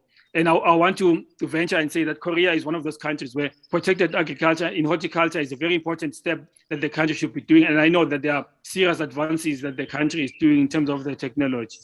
So this is particularly important when land is limited, but you are also able to control the climate and the environment within which you produce your horticultural crops. And then you can determine the kind of crops you want to produce and not be dictated to by the weather and climate. So advancements in intensive production technologies and techniques, including precision agriculture, more efficient irrigation and nutrition application, are important for coping with climate change in the horticultural sector. The advent of the fourth industrial revolution and the Internet of Things, including robotics and drones, are also very important tools or developments that we should be using in the sector to cope with climate change in terms of horticulture. Can we please go to the next one? And that brings me to the end of my presentation in terms of what the advances, the developments are in terms of horticulture. But I just want to quickly add and say that traceability is becoming very important for horticultural crops, especially for a country like South Africa, because we export the bulk of our horticultural products, especially fruits and vegetables, deciduous fruits and citrus, like I said in my opening remarks. The consumer, especially international sophisticated consumers, want to know where these produce come from, how they were produced, were they produced in an environmentally friendly way, what chemicals were used. So traceability, as a parting shot, is one of the developments that is really becoming important, and this includes your blockchain technology, which we are also now grappling with and dealing with. Once again, thank you very much for the opportunity to present, and apologies for the glitch that we had on my side. Thank you very much. Over to you. Thank you very much, Mr. Makahela. 네, 이번에는 저희가 특별 세션을 준비했는데요. 기술 교환을 통한 한국 카자흐스탄의 협력 강화의 주제로 카자흐스탄 국립농업대학교 국제협력부부장 사디에프 서기파시님께서 영상을 보내주셨습니다. 통역을 원하시는 유튜브 시청자께서는 줌을 통해서 다시 한번 접속해 주시길 바랍니다. 네, 영상으로 만나보시죠. Здравствуйте, уважаемая аудитория. Меня зовут Садиев Сагпаш Тулебекович. Я являюсь начальником Департамента международного сотрудничества Казахского национального аграрного исследовательского университета. Тема моего сегодняшнего выступления будет называться «Укрепление партнерства между Казахстаном и Южной Кореей посредством взаимовыгодного трансфера технологий». Хотелось бы коротко рассказать о международной деятельности нашего университета с акцентом на стратегическое партнерство с Южной Кореей. В канун своего 90-летия со дня основания наш университет получил статус исследовательского в соответствии с постановлением правительства. Согласно статусу, нами разработана собственная концепция исследовательского университета мирового класса, где учтены факторы успеха, научные таланты, необходимые ресурсы и эффективный менеджмент. Внедрена эффективная модель корпоративного управления. Более 200 молодых ученых, получивших образование в развитых зарубежных странах, пополнили ряды преподавателей нашего вуза. В рамках меморандума о взаимопонимании с университетом Вагенинген с Нидерландов подписано соглашение о совместной подготовке по двум образовательным программам Вагенинген.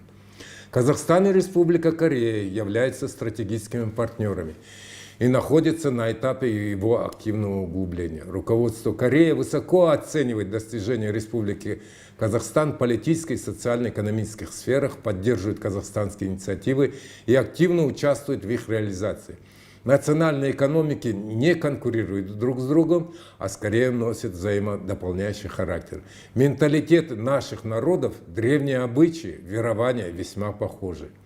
У Казахстанского национального аграрного исследовательского университета сложились хорошие связи с вузами и корпорациями Южной Кореи. Наиболее тесно идет сотрудничество с университетом Конкук, Национальным университетом Кёнгбук, с Фондом коммерциализации и внедрения сельскохозяйственной технологии при правительстве Республики Корея, с компанией Vitrosys Клонтек и с Международным университетом нравственного образования IMEI. В 2019 году был подписан меморандум между нашим университетом и компанией Vitrosys Клонтек и компанией DL Казахстан. В результате были разработаны два проекта. Один проект называется «Алматинское яблоко», целью которой является превращение нашей южной столицы в мекку международного туризма, основанного на уникальности алматинских яблок. Этот проект состоит из трех подпроектов. Подпроект 1 называется «Развитие Алматы в десятку лучших мест мира по яблокам». Подпроект 2 называется «Развитие Алматы в десятку лучших городов мира». И подпроект 3 называется «Развитие Алматы в мекку туризма по яблоку». Проект «Алматинское яблоко» предусматривает детальное поэтапное выполнение задач, где вовлечены все специалисты из смежных областей. Наш проект может служить ярким примером для развития других международных проектов, направленных на развитие устойчивого сельского хозяйства в Казахстане в стратегическом партнерстве с Южной Кореей. Я бы сказал, он может служить шаблоном при разработке и планировании государственных задач в области АПК для Министерства сельского хозяйства Республики Казахстан. Целью второго проекта является посадка деревьев павлония.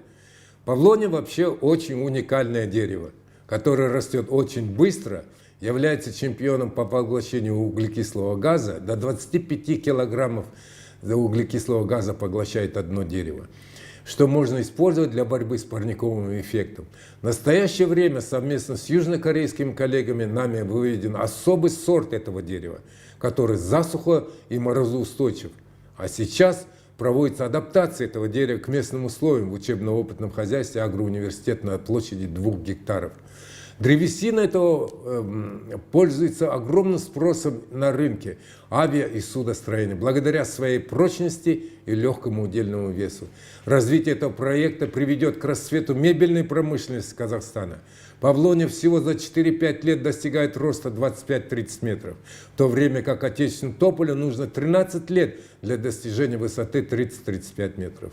В Китае павлония уже посажено на 3 миллионах гектаров земли. Причем половина из них на полях для выращивания пшеницы, чтобы достичь эффекта двойного урожая и одновременно устойчивого земледелия.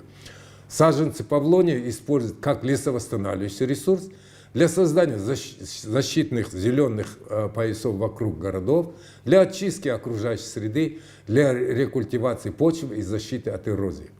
У нашего университета есть свое видение концепции международного сотрудничества с Южной Кореей, которое основано на создании временных консорциумов. Каждый консорциум создается для решения конкретной задачи и должен работать в формате треугольника успеха.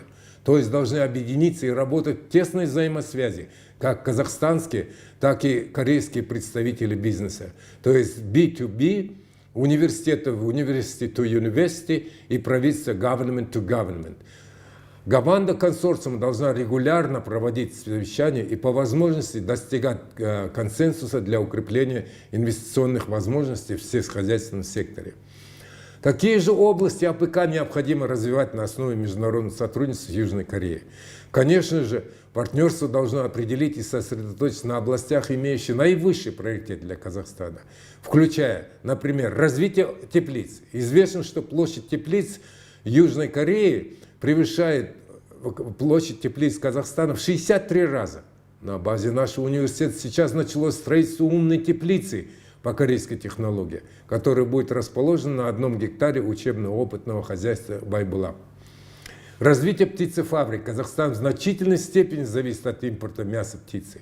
Текущие проблемы птицеводства Казахстана включают нехватка квалифицированных кадров, недостаточно используемая мощность, угроза биологической безопасности, вспомните недавний птичий грипп, высокие производственные затраты на кормление и дорогая генная инженерия. Птицеводская отрасль Казахстана имеет большой потенциал. Наше сотрудничество должно содействовать строительству новых и появлению новых птицефабрик, обучению эксплуатации и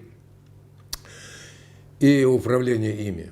Следующей областью АПК, где мы должны развивать стратегическое партнерство с Южной Кореей, это создание широкой сети хранилищ продуктов сельского хозяйства, включая элеваторы, овощехранилища, сохранение урожая фруктов, а также трансфер технологий по их переработке. Это один из путей, когда Казахстан может сотворить чудо 21 века, став мировым лидером по обеспечению глобальной продовольственной безопасности.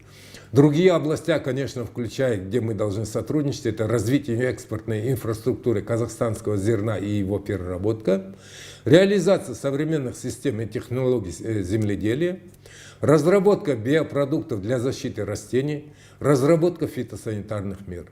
Нами также разработаны основные механизмы, преимущества и этапы стратегического партнерства с Южной Кореей. Но из-за лимита времени мы можем презентовать их позже, по мере необходимости. На данный момент руководство нашего университета поставило перед собой задачу развивать международное сотрудничество с корейскими вузами, научно-исследовательскими институтами и аграрными корпорациями. Наша программа по сотрудничеству содержит следующие задачи. Создание центров по приему иностранных студентов и профессоров, консультационных центров, организации курсов по изучению иностранных языков. Второе – повышение зарубежной академической мобильности и создание совместных программ. Третье – развивать информационную систему между вузами и партнерами, регулярно обмениваться лекторами обеих сторон. Приглашать талантливых молодых ученых из Южной Кореи с целью развития научной кооперации и мотивации корейских студентов для учебы в наших вузах. Необходимо расширять международное сотрудничество в области молекулярной биологии, биотехнологии и биоинформатики. Те страны, которые развивают область биоинформатики у себя, в ближайшие 5 лет получат эффективные результаты, сравнимые с эффектом появления смартфонов на рынке. Мы также должны расширить наше партнерство в области микроклонального размножения растений и в области восстановления деградированных земель. Недавно председатель правления, ректор Тлектес Исабаевич Есполов и представители Международного института нравственного образования рассмотрели приоритетные направления международного сотрудничества по повышению зарубежной академической мобильности и созданию совместных программ по развитию информационных систем между вузами и партнерами и по взаимообмену лекторами обоих стран. Наш университет открыт для сотрудничества. Спасибо за внимание.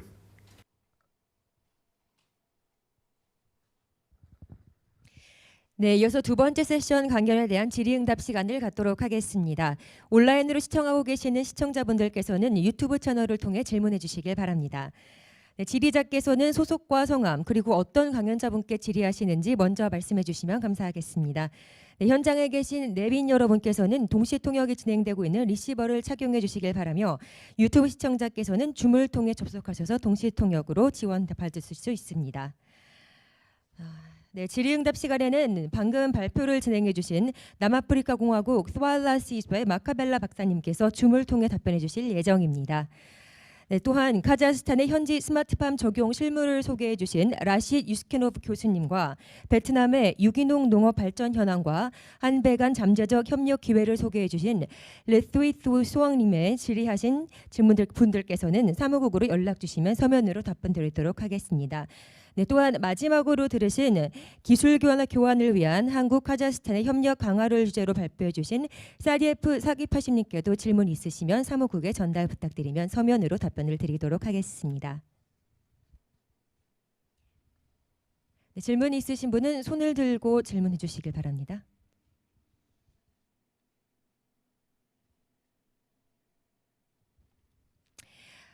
네, 이렇게 질의응답 시간을 두 번째 세션을 마무리하겠습니다. 방금 말씀드린 것처럼 혹시 차후에도 궁금한 점이 있으시다면 질문을 저희 스태프에게 담당자에게 전달해 주시면 서면으로 답변 드리도록 하겠습니다.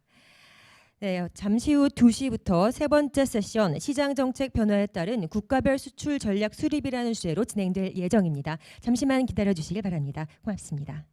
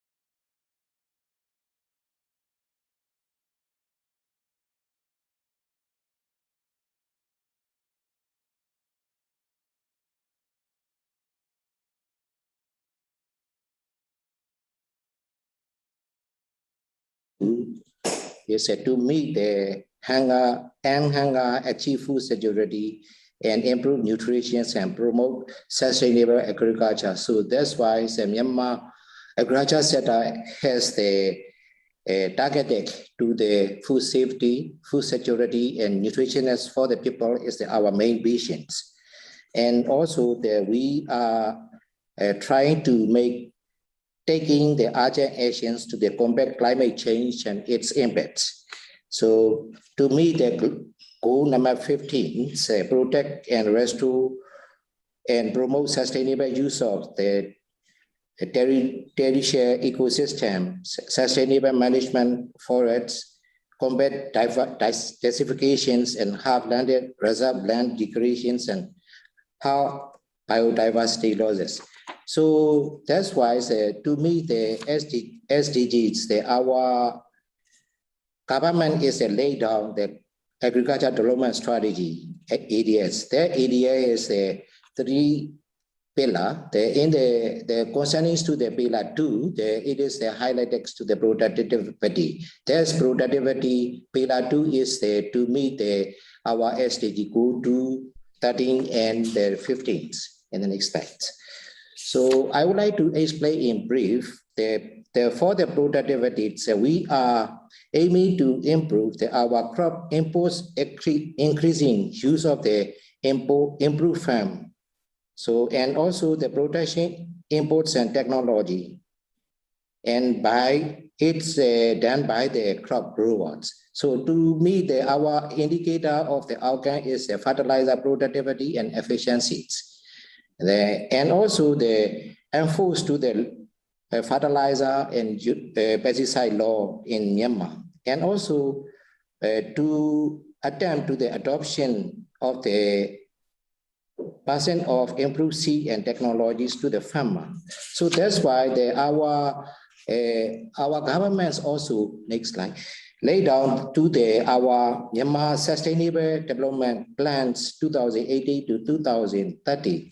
So in this case, we are emphasizing to the strengthening the regional and international cooperation linkage, especially for the import provisions like seeds, fertilizer, and pesticides, and also the agriculture implement in Myanmar.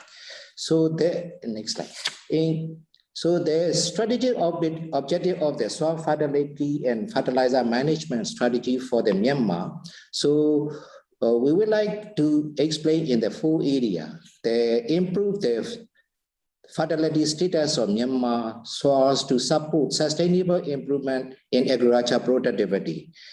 And second is enhance efficiency in fertilizer value chain to improve farmer access to the use of high quality fertilizer products. So that means that we need to improve our fertilizer value chain done by the private sectors. And also we need to arrange to the accessibility for the farmer to using high qualities to improve our quality product for agriculture. And third one is done by the production high quality products, the farmer incomes and the return of the fertilizer use should be increased. And fourth one is reduce the adverse impacts of the fertilizer on the natural environment and ecological resources and climate change. That is also very important in the Myanmar. It is not only the fertilizer, the pesticides and other impurity fertilizer are damage to our environment and our resources. So that's why it is the main strategy, main objective of our soil fertility and fertilizer management strategies. And the next slide, please. So I would like to briefly explain. This is a top 10 crops are annually growing in the Myanmar. As you may be aware that the seasonal crop is 10 million hectare are annually grown. So that's why the fertilizer requirements for the annual is 1.8 million metric ton per year.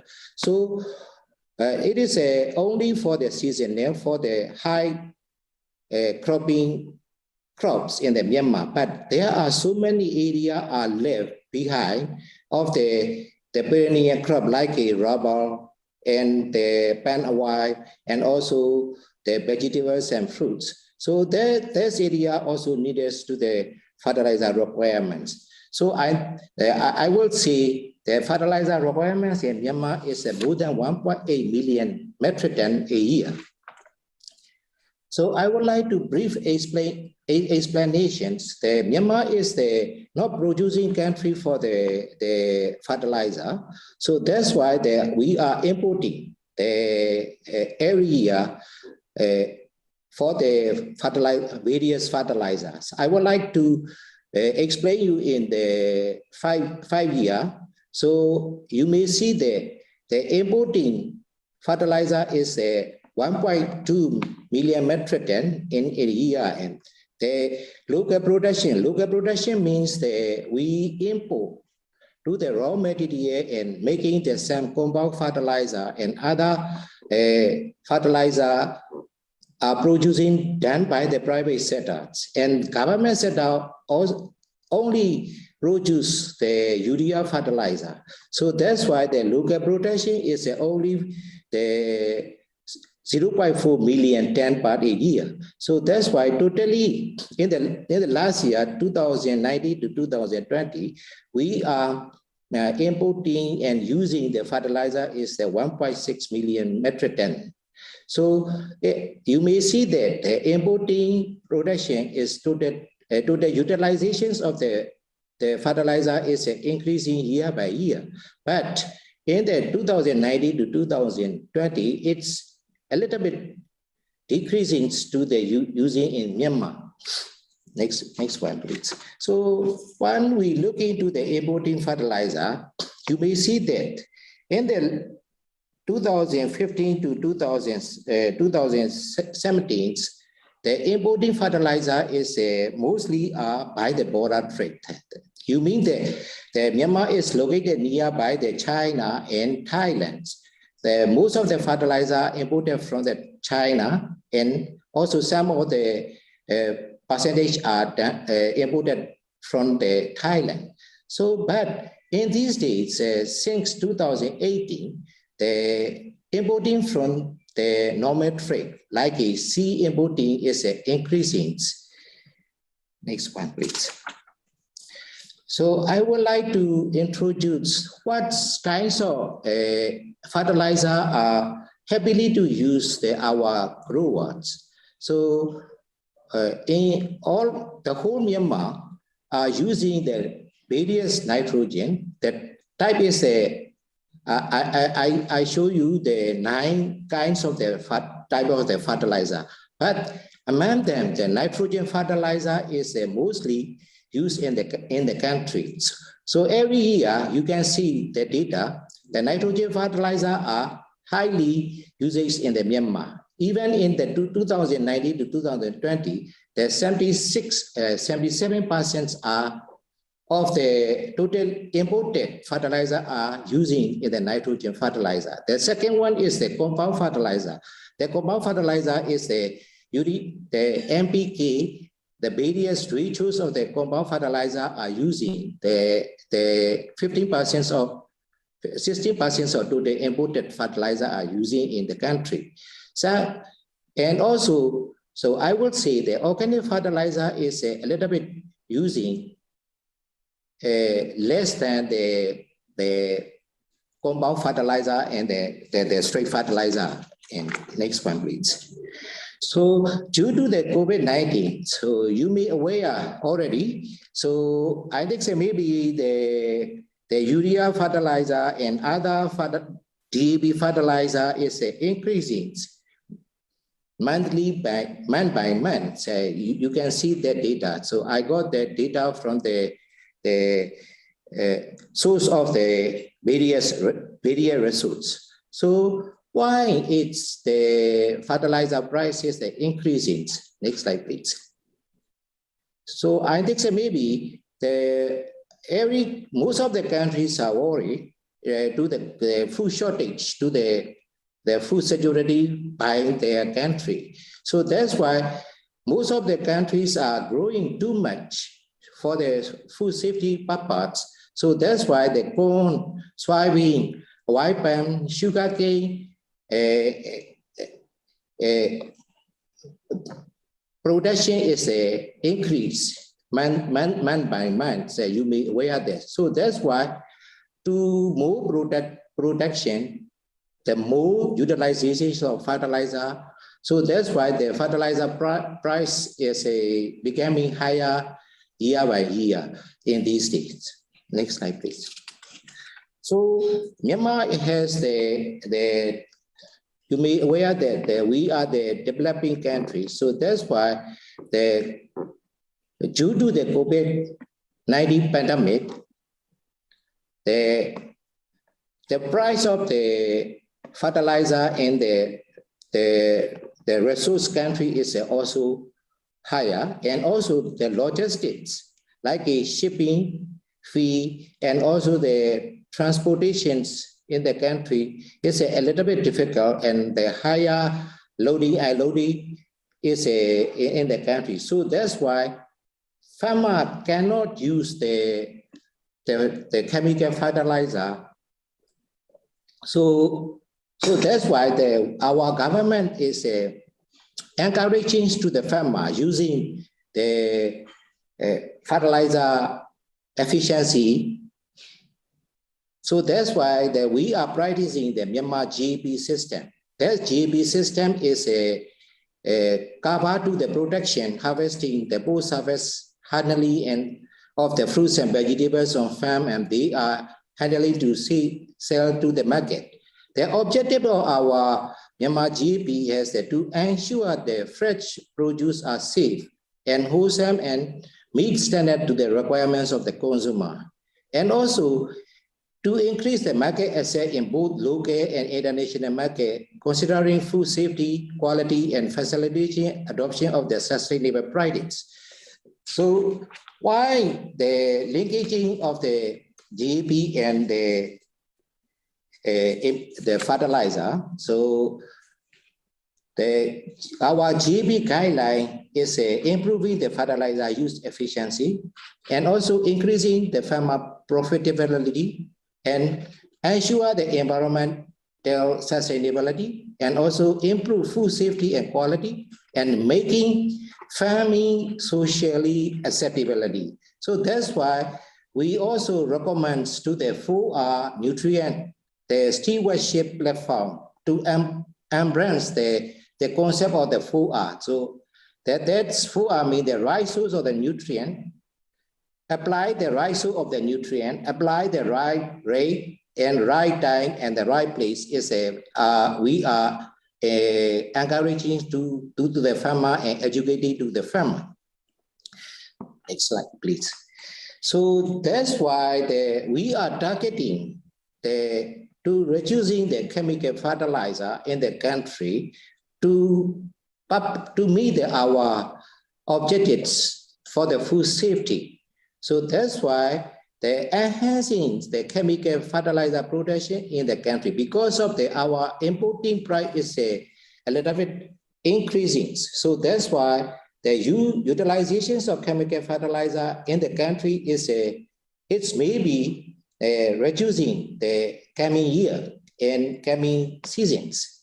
So that's why we would like to encourage to our private sectors to produce the urea fertilizer using our natural gas in the country. And also we have the sample of the gypsum and dolomites to our resources to using this source to enhance the chemical fertilizer production. And also our Department of Agriculture should be implement to improving the utilizations of organic fertilizer applications. So because of that, we have so many ways of the agricultural sectors. So that's why the waste-based fertilizer management should be practiced in the country, especially for the composting and biochar utilizations and the farm yard manual, and also the fish-borne bones waste management of the fertilizer should be improved, because our government also emphasizes to improving to the raisings to our dairy cattle and also the beef cattle and also the fish and the prawn production. So that's why that we have so many ways of the farmyard manure and the fish prawn area. So that's fertilizer needs to be used in our agriculture sector. That means the circular activities of the fertilizer utilizations in Myanmar. And third one is encouraging the soil improvement and the fertilizer management tactics. So as you already are aware that the crop is mining every year for the soil nutrient. So that's why we need to improve our soil structure, especially for the chemically and physically. So that's why green manure cultivations and also effective fertilizer utilizations needs to be improved. And we are training to our farmer to RTOP, they're reaching towards the optimized productivities to be improved. It should be based on the community of the farmers. So another one, the fourth one is we are also open to our foreign investors. That's why the invitations of the foreign investor for establishing the fertilizer plants, not only the chemical, the organic fertilizer and every fertilizer plants needs to be establishing in the country. Our Myanmar Investment Commission also leading to that foreign direct investment in Myanmar. So that's why the interested person from the foreign investors are invited to invest in here. So next one, please.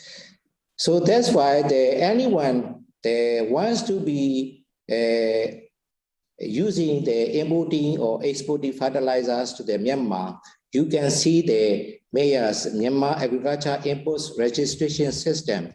The websites mentioned in the follow should be applied, and if you interest to go that website and to study our registration system or agricultural imports.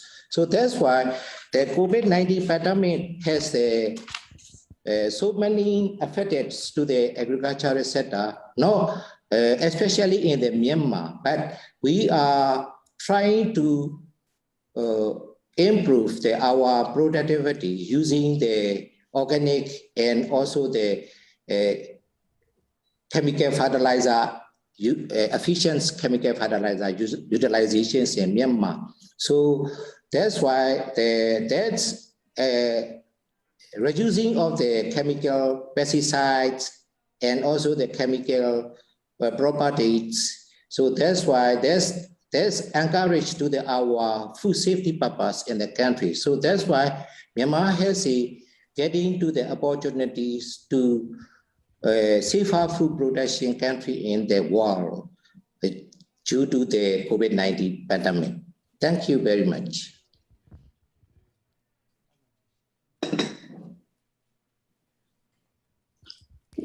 네, 이어서 러시아 CIS 농축산업 시장 진출 전략이라는 주제로 대한무역투자진흥공사 벨라루스 민스크 무역관 김동묘 관장님께서 발표를 진행해 주시겠습니다.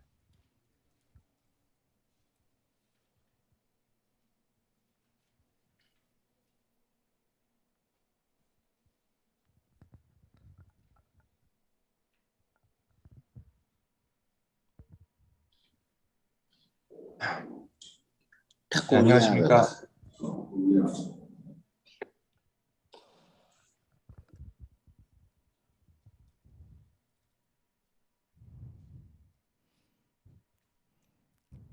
관장님 들리시나요? 네네. 네, 발표 진행해 주시길 바랍니다.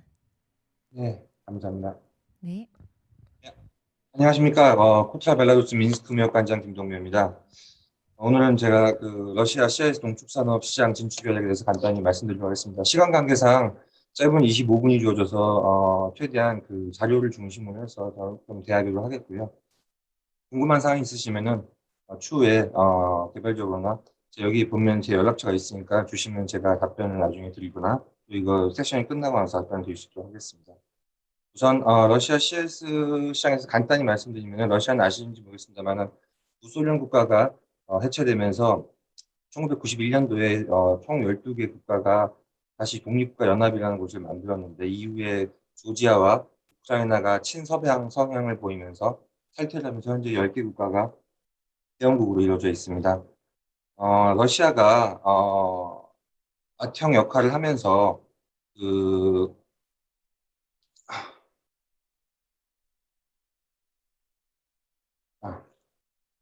들리시는지 모르겠습니다. 죄송합니다.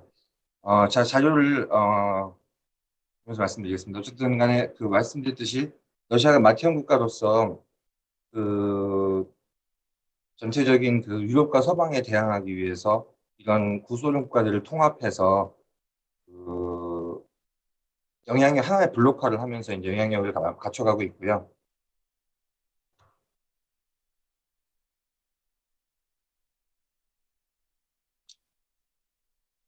이게 잠시만요, 주십시오.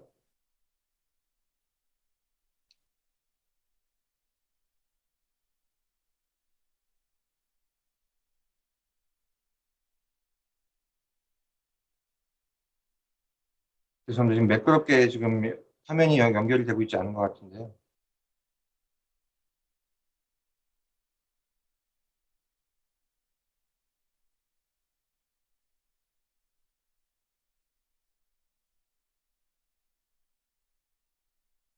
예, 죄송합니다.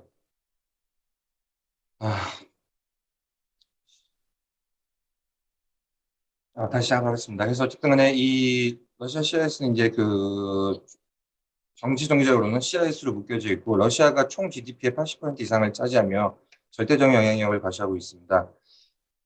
이후에 그 CIS는 이제 정치 정체로 묶여져 있는 기관 제도라고 생각하시면 되겠습니다만은 2015년도에 유라시아 경제연합이라고 하는 EAU를 출범해서 현재 5개 국가가 회원으로 되어 있습니다.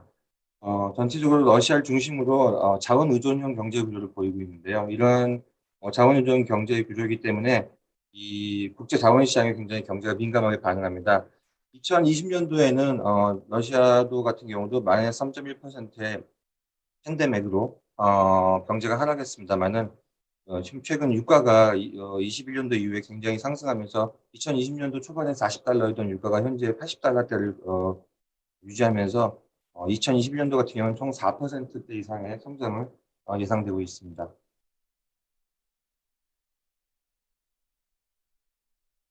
말씀드렸듯이 유라시아 경제연합은 총 5개국 되어있는데요.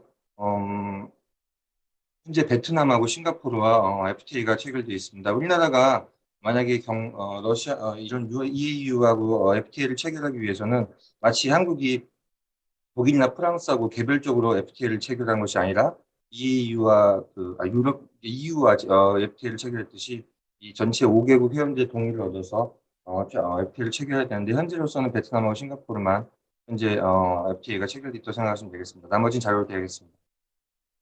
러시아가 말씀드렸듯이 이제 그 자원의 저주에 빠지지 않기 위해서 점점 이제 산업 현대화라든가 서방하고 사이가 좀 안 좋아지면서 서방으로 유럽으로부터 식품류 같은 것을 금수 조치하면서 오히려 그 러시아 농업을 활성화시키고 식품 산업 같은 경우 수입 대체화를 하기 위해서 노력을 많이 하고 있습니다. 그 전체 인구의 3분의 2 이상이 소위 말하는 이제 러시아를 우리 유라시아라고 하는데 유럽과 아시아라고 하죠. 우랄 산맥을 기준으로 나눠져 있는데 왼쪽에 그 유럽 지방의 총 인구의 3분의 2 이상이 살고 있고 아무래도 이제 농업지대도 주로 이런 서부 유럽, 남부 유럽 또는 그 캐나다도 마찬가지입니다만은 그 전체 나라의 이제 남쪽 부분에 주로 주요 도시가 따뜻한 곳, 조금만 따뜻한 곳에 위치하듯이 러시아 같은 경우도 주로 최대한 국경선 중국과 카자흐스탄 경계 쪽은 남쪽으로 그 도시가 발달해 있고 또 그다음에 농사를 지을 수 있는 그런 지역들이 발달해 있다고 생각하시면 되겠는데 지구 온난화가 오고 있죠. 그래서 좀 아이러니하게도 러시아 같은 경우는 지구 온난화 농업 분야에서는 혜택을 받고 있다고 말씀드릴 수 있는데 점점 그 농업이나 축산업을 할 수 있는 그 영토가 넓어지고 있다고 생각하시면 될 것 같습니다. 북동 지역에 굉장히 인구가 줄어들면서 러시아가 이제 고민을 많이 하고 있는데요. 그래서 북동 지방에 그 발전을 많이 인구를 많이 유입시키기 위해서 그 지방도 많이 띄어서 극동으로 옮겼고 그다음에 혹시 들어보신지 모르겠지만 극동 1헥타르 정책이라고 해서 그 서부 유럽이나 중부 러시아에 살고 있는 인구가 극동으로 이동할 경우에 이주할 경우에 국가에서 1헥타르 땅을 무상으로 제공해서 농사를 지을 수 있게 그런 제도도 펼칠 정도로 극동 지방 특히 농업 개발에 굉장히 신경을 많이 쓰고 있습니다.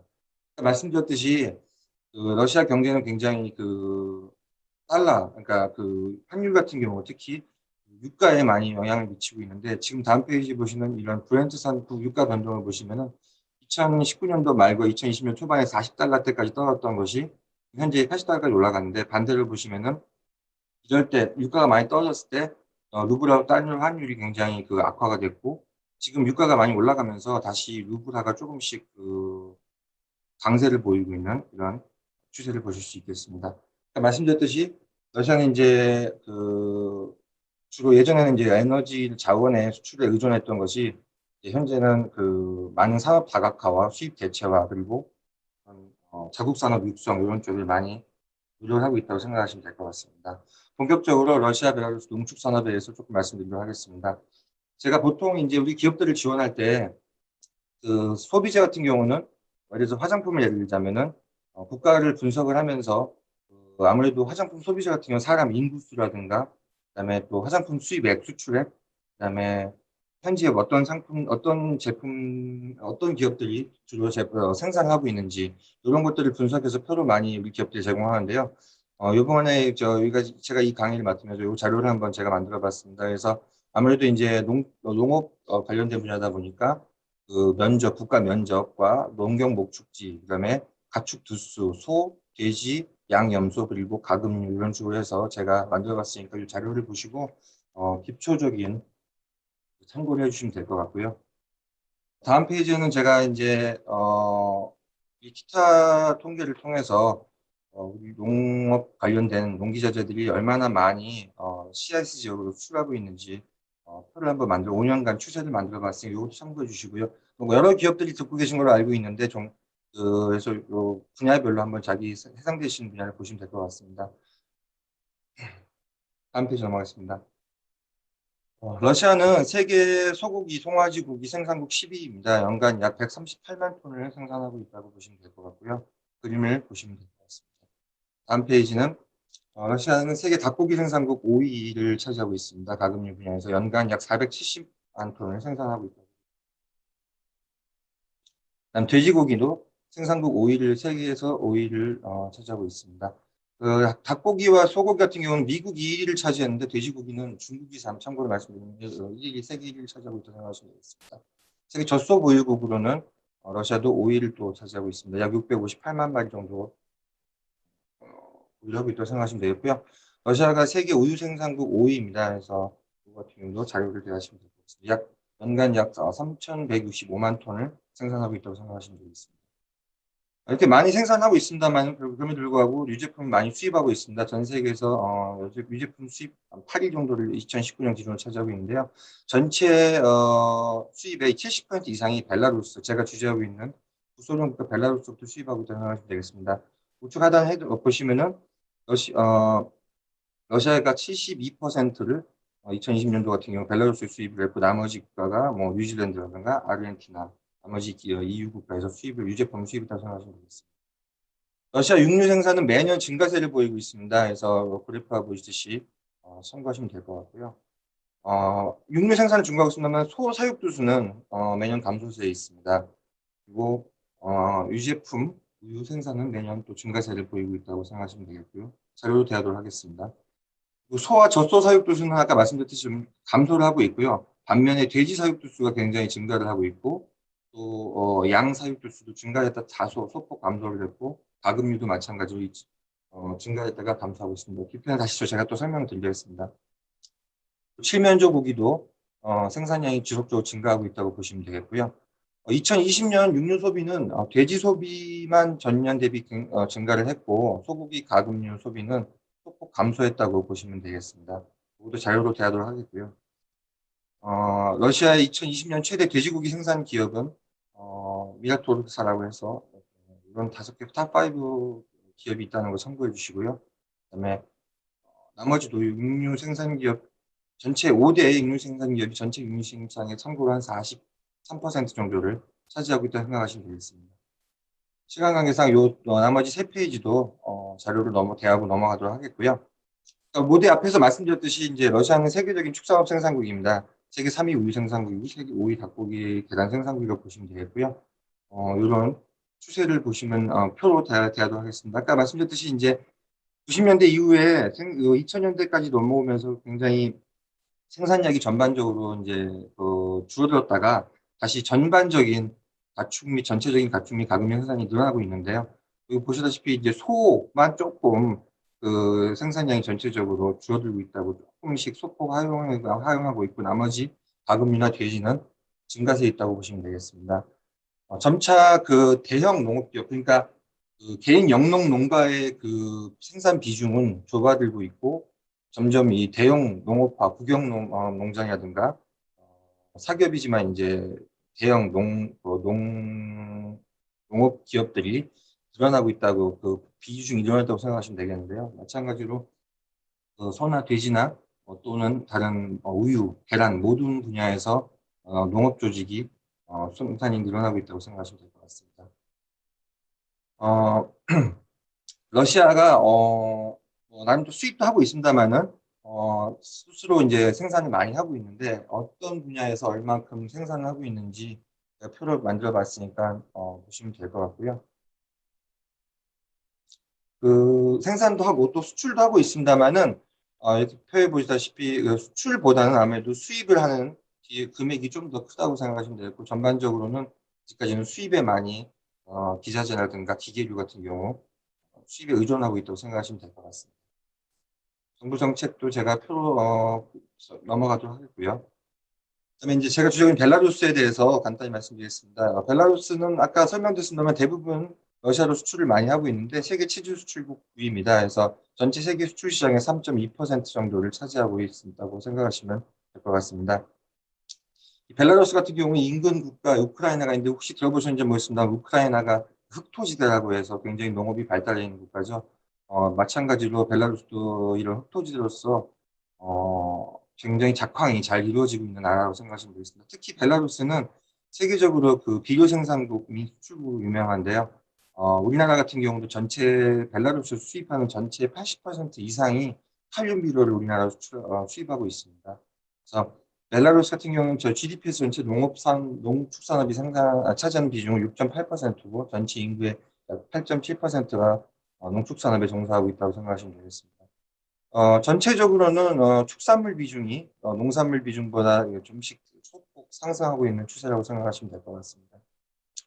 마찬가지로 아까 앞에 말씀드렸듯이 러시아와 마찬가지로 정부 소속 농장의 그런 그 생산량 비중이 지금 이 그래프에 보시듯이 2010년에 비해서 2020년 같은 경우 20% 가까이, 15% 이상 생산의 비중이 늘어났다고 생각하시면 될 것 같습니다. 러시아는 세계 10대 육류 수출국이고요. 그다음에 식품 수출의 60% 정도가 육류 유제품이 차지하고 있고 앞서 말씀드렸듯이 정부 소속 농장의 가축 수가 점점 보유 비중이 증가를 하고 있다고 보시면 되겠습니다. 나머지 뒤쪽도 제가 표로 일단 대하도록 하겠습니다. 이것도 표로 대하도록 하겠고요. 본격적으로 그 특히 이제 오늘 제가 사실 의뢰를 받은 거는 그 동물 축산물 시장이라든가 동물약품 시장 쪽으로 받았기 때문에 그 중심을 말씀드리겠습니다. 러시아 동물의약품 판매균 2019년 기준 3억 2천만 달러 정도가 되고요. 아직까지 수입 의존도가 좀 더 높습니다. 그래서 62% 정도가 수입에 의존하고 있고 현지산 보급률은 한 37% 정도인데요. 그러니까 수입을 하는 기업 중에서는 비중이 미국산 비중이 가장 높다고 생각하시면 될 것 같습니다. 동물의약품은 2019년, 2020년에 비해서 소폭 조금 감소를 했고 동물 사료가 오히려 좀 첨가지라든가 사료라든가 첨가지 이런 것들이 증가 추세를 보이고 있다고 생각하시면 되고요. 앞서 말씀드렸듯이 전체 미국 기업들이 전체 시장의 한 31.5%를 차지하고 있고 상위 탑 10 기업들 중에서는 러시아 기업은 3개 정도고 나머지 7개가 다른 수입산 기업들이라고 생각하시면 될 것 같습니다. 나머지 제가 그 뒤쪽에 그 인증제도 부분 좀 말씀드리려고 하는데요. 일반적으로는 아까 제가 말씀드렸듯이 우리가 그 러시아로 수출을 하기 위해서는 EAU가 인증, 소위 말하는 EAC 인증을 따야 되는데 일반 제품들 같은 경우 그렇습니다. 그래서 동물약품 같은 경우는 아직 EAC 중 통합이 되지 않았는데 현재 기준으로는 개별 인증을 취급하게 되면은 다른 EAU 국가에서 어느 정도 그 판매가 될 수 있게 느슨하게 되어 있습니다. 근데 이런 그 인증 관련해서는 제가 여기 제가 설명드렸다시피 죄송합니다. 그 인증 기관을 중심으로 해서 좀 알아보시면 될 것 같고요. 이런 인증 관련해서 이제 조금 애매한 좀 상황이 있는데 자료로 제가 요거는 좀 대하도록 하겠습니다. 러시아가 지금 통합적으로 가고 있지만 아까 말씀드렸듯이 앞서 현재로는 한 국가에서 인증을 취득하거나 등록을 하면 팔 수가 있는데 이제 이런 것들이 조금씩 이제 러시아가 조금 강화를 하고 있는데 제재를요. 앞서 페이지에도 이 자료로 대한 부분이 있었고 지금 말씀드렸듯이 이제 2021년 7월 달에 GMP 인증이 그러니까 2023년 9월 1일부터는 GMP 인증을 따야지 러시아 내에서 이제 이런 수의약품이라는 것들을 팔 수 있게 좀 강화를 했다고 생각하시면 되겠고요. 아직까지 예를 들자면 벨라루스에서는 이런 움직임이 없는 그런 상황입니다.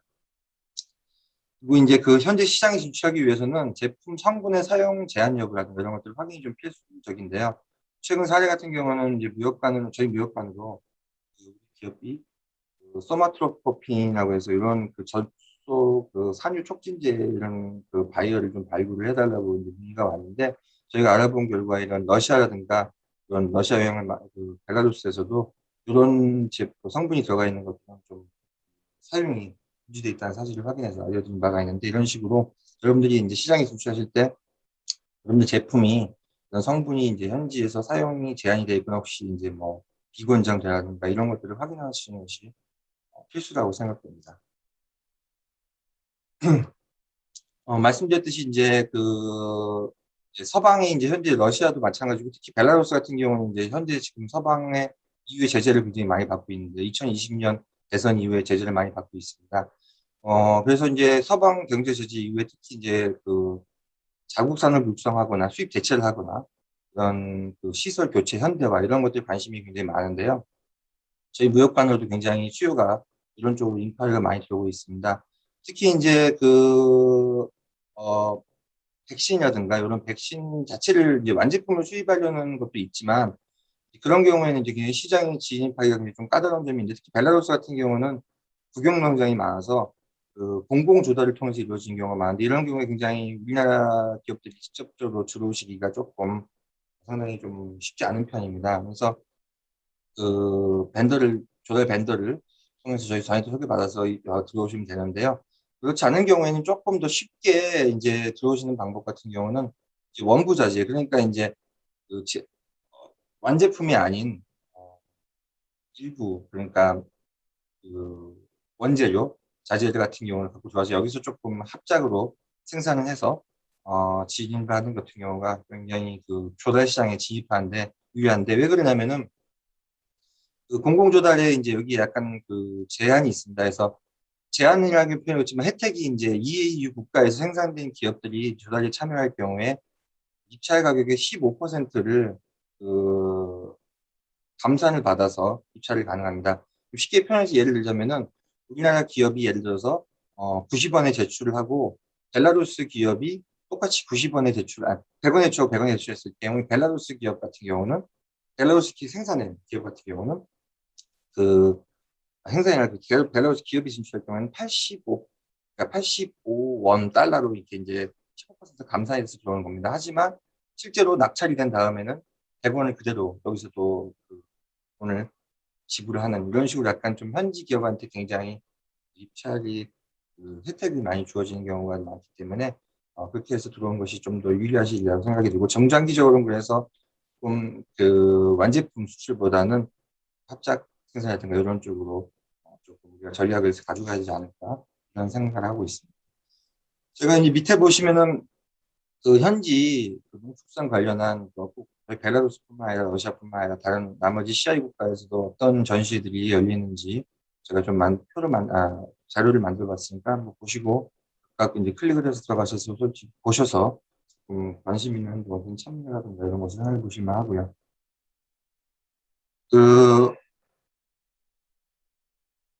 아까 제가 말씀드렸듯이 이제 그 현지 진출이라든가 현지 합작 생산 이런 쪽으로 나머지 앞서 봐셨겠지만 이제 우리나라뿐만 아니라 그 선진국들도 미국 같은 경우도 현지 진출을 하실 때 현지 그 합작 진출 투자라든가 이런 쪽으로 많이 들어오고 있는데 이제 러시아 같은 경우도 이제 우리도 이제 그런 식으로 진출하는 방향으로 좀 생각을 해봐야 된다고 생각합니다. 그래서 외국 투자 기업에 대한 이제 차별이 좀 줄어들고 많이 굉장히 그 혜택이 많이 차별이 줄어들고 많이 나아지고 있는데 특히 러시아 같은 경우는 2012년 말에 WTO에 가입하면서 그 월드뱅크가 발표하는 도잉 비즈니스 순위에서 2013년 같은 경우 120위에서 무려 2020년에 28위까지 올라가는 이런 기염을 토할 정도로 굉장히 비즈니스 환경이 많이 좋아지고 많이 투명해지고 있다고 생각하시면 될 것 같습니다. 나머지 밑에 다른 CIS 국가를 또 제가 참고로 표를 만들어 봤으니까 참고해 주시면 될 것 같습니다.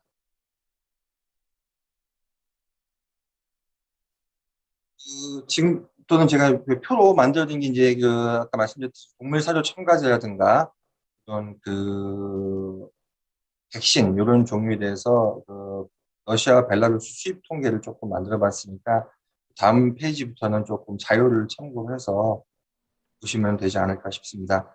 특히 아까 이제 농기계 쪽 위쪽에서 제가 말씀을 드렸는데 그 공부자재가 들어오는 경우도 조금 유리하고 혹시 이제 기자재 같은 경우는 혹시 물론 중고 제품 같은 경우를 들어오시게 되면은 아무래도 이제 인증이라든가 들어오실 때 그 출서류가 굉장히 그 여기 입장에서 수입 서류가 좀 많이 용이한 편입니다. 그래서 좀 틈새 시장을 이용해서 혹시 중고 제품을 수입하는 방향으로 생각해 보실 수 있지 않을까 하는 생각이 듭니다.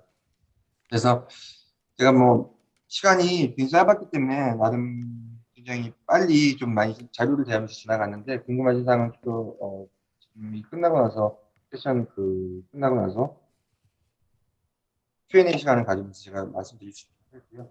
제가 모두에 말씀드린 자료를 많이 드리려고 한 게 이제 정보를 많이 드리기 노력을 많이 했습니다. 그래서 저희가 포착을 하는 게 이제 여러분께 먼저 시장을 선점할 수 있는 그런 정보를 만들어서 드리는 게 저희 대한민국 표준공사가 하는 일이라고 생각을 하고요. 제가 여기서 그냥 마지막으로 마무리 지면서 드리고 싶은 여담은 제가 이제 옛날 유학 시절 삼겹살이나 이런 것도 많이 먹고 싶어서 시장에서 삼겹살을 구이를 사서 이제 먹으려고 했는데 당시에 러시아에서 이제 육절기가 많이 팔리지 않았습니다. 그러니까 육절기가 시장에 많이 없어갖고 시장을 덩어리로 많이 팔거든요. 그래서 제가 한국에서 집에서 삼겹살을 먹고 싶으면 사갖고 와서 냉동실에 넣었다가 냉동실에 약간 얼게 살얼음 같이 이렇게 얼게 만들어서 그걸 제가 썰어서 먹고 하면서 이 나라는 육절기가 없지라는 불편한 생각을 했었는데 그 당시 제가 만약에 코티라 직원이었다면은 우리나라 육절기 생산 기업한테 연락을 해서 이 나라의 육절기 시장이 조금 가능성이 있는데 들어오신 게 어떻겠냐라는 권유를 해봤을 거라고 생각이 드는데요. 제가 유학을 마치고 들어올 때쯤 되니까 이제 러시아에도 육절기가 많이 이제 들어와 있더라고요. 제가 한 20년 넘은 전인데 이런 것처럼 제가 말씀드리고 싶은 거는 여러분들이 이제 시장을 들어오실 때 여러 가지 자료라든가 정보를 몰라서 들어오신 경우가 많을 텐데 망설이거나 모르신 경우가 많은데 세금 많이 내시지 않습니까? 세금 운영되는 저희 회사에 많이 연락을 하셔갖고 정보를 많이 얻으시고 많이 활용을 하시면 될 것 같습니다. 감사합니다. 이 정도로 마치도록 하겠습니다. 질문 있으시면은 끝나고 나서 말씀 주시면은 개별이라든가 이 시간 통해서 제가 답변 드리도록 하겠습니다. 네, 이어서 세 번째 세션 강연에 대한 질의응답 시간을 갖도록 하겠습니다. 온라인으로 시청하고 계시는 시청자분들께서는 유튜브 채팅을 통해 질문을 남겨주시면 감사하겠습니다. 네, 질의자께서는 소속과 성함 그리고 어떤 강연자분에게 질의하시는지 먼저 말씀해 주시면 감사하겠습니다. 현장에 계신 내빈 여러분께서는 동시 통역이 진행되고 있으니 리시버를 착용해 주시기 바라고요. 유튜브 시청자께서는 줌을 통해 다시 한번 접속해 주시면 됩니다. 현재 질의에 답을 해주실 수 있는 분은 방금 발표해 주신 대한무역투자진흥공사 벨라루스 민스크 무역관 김동명 관장님과 예친턴님께서 줌을 통해 답변해 주실 수 있습니다.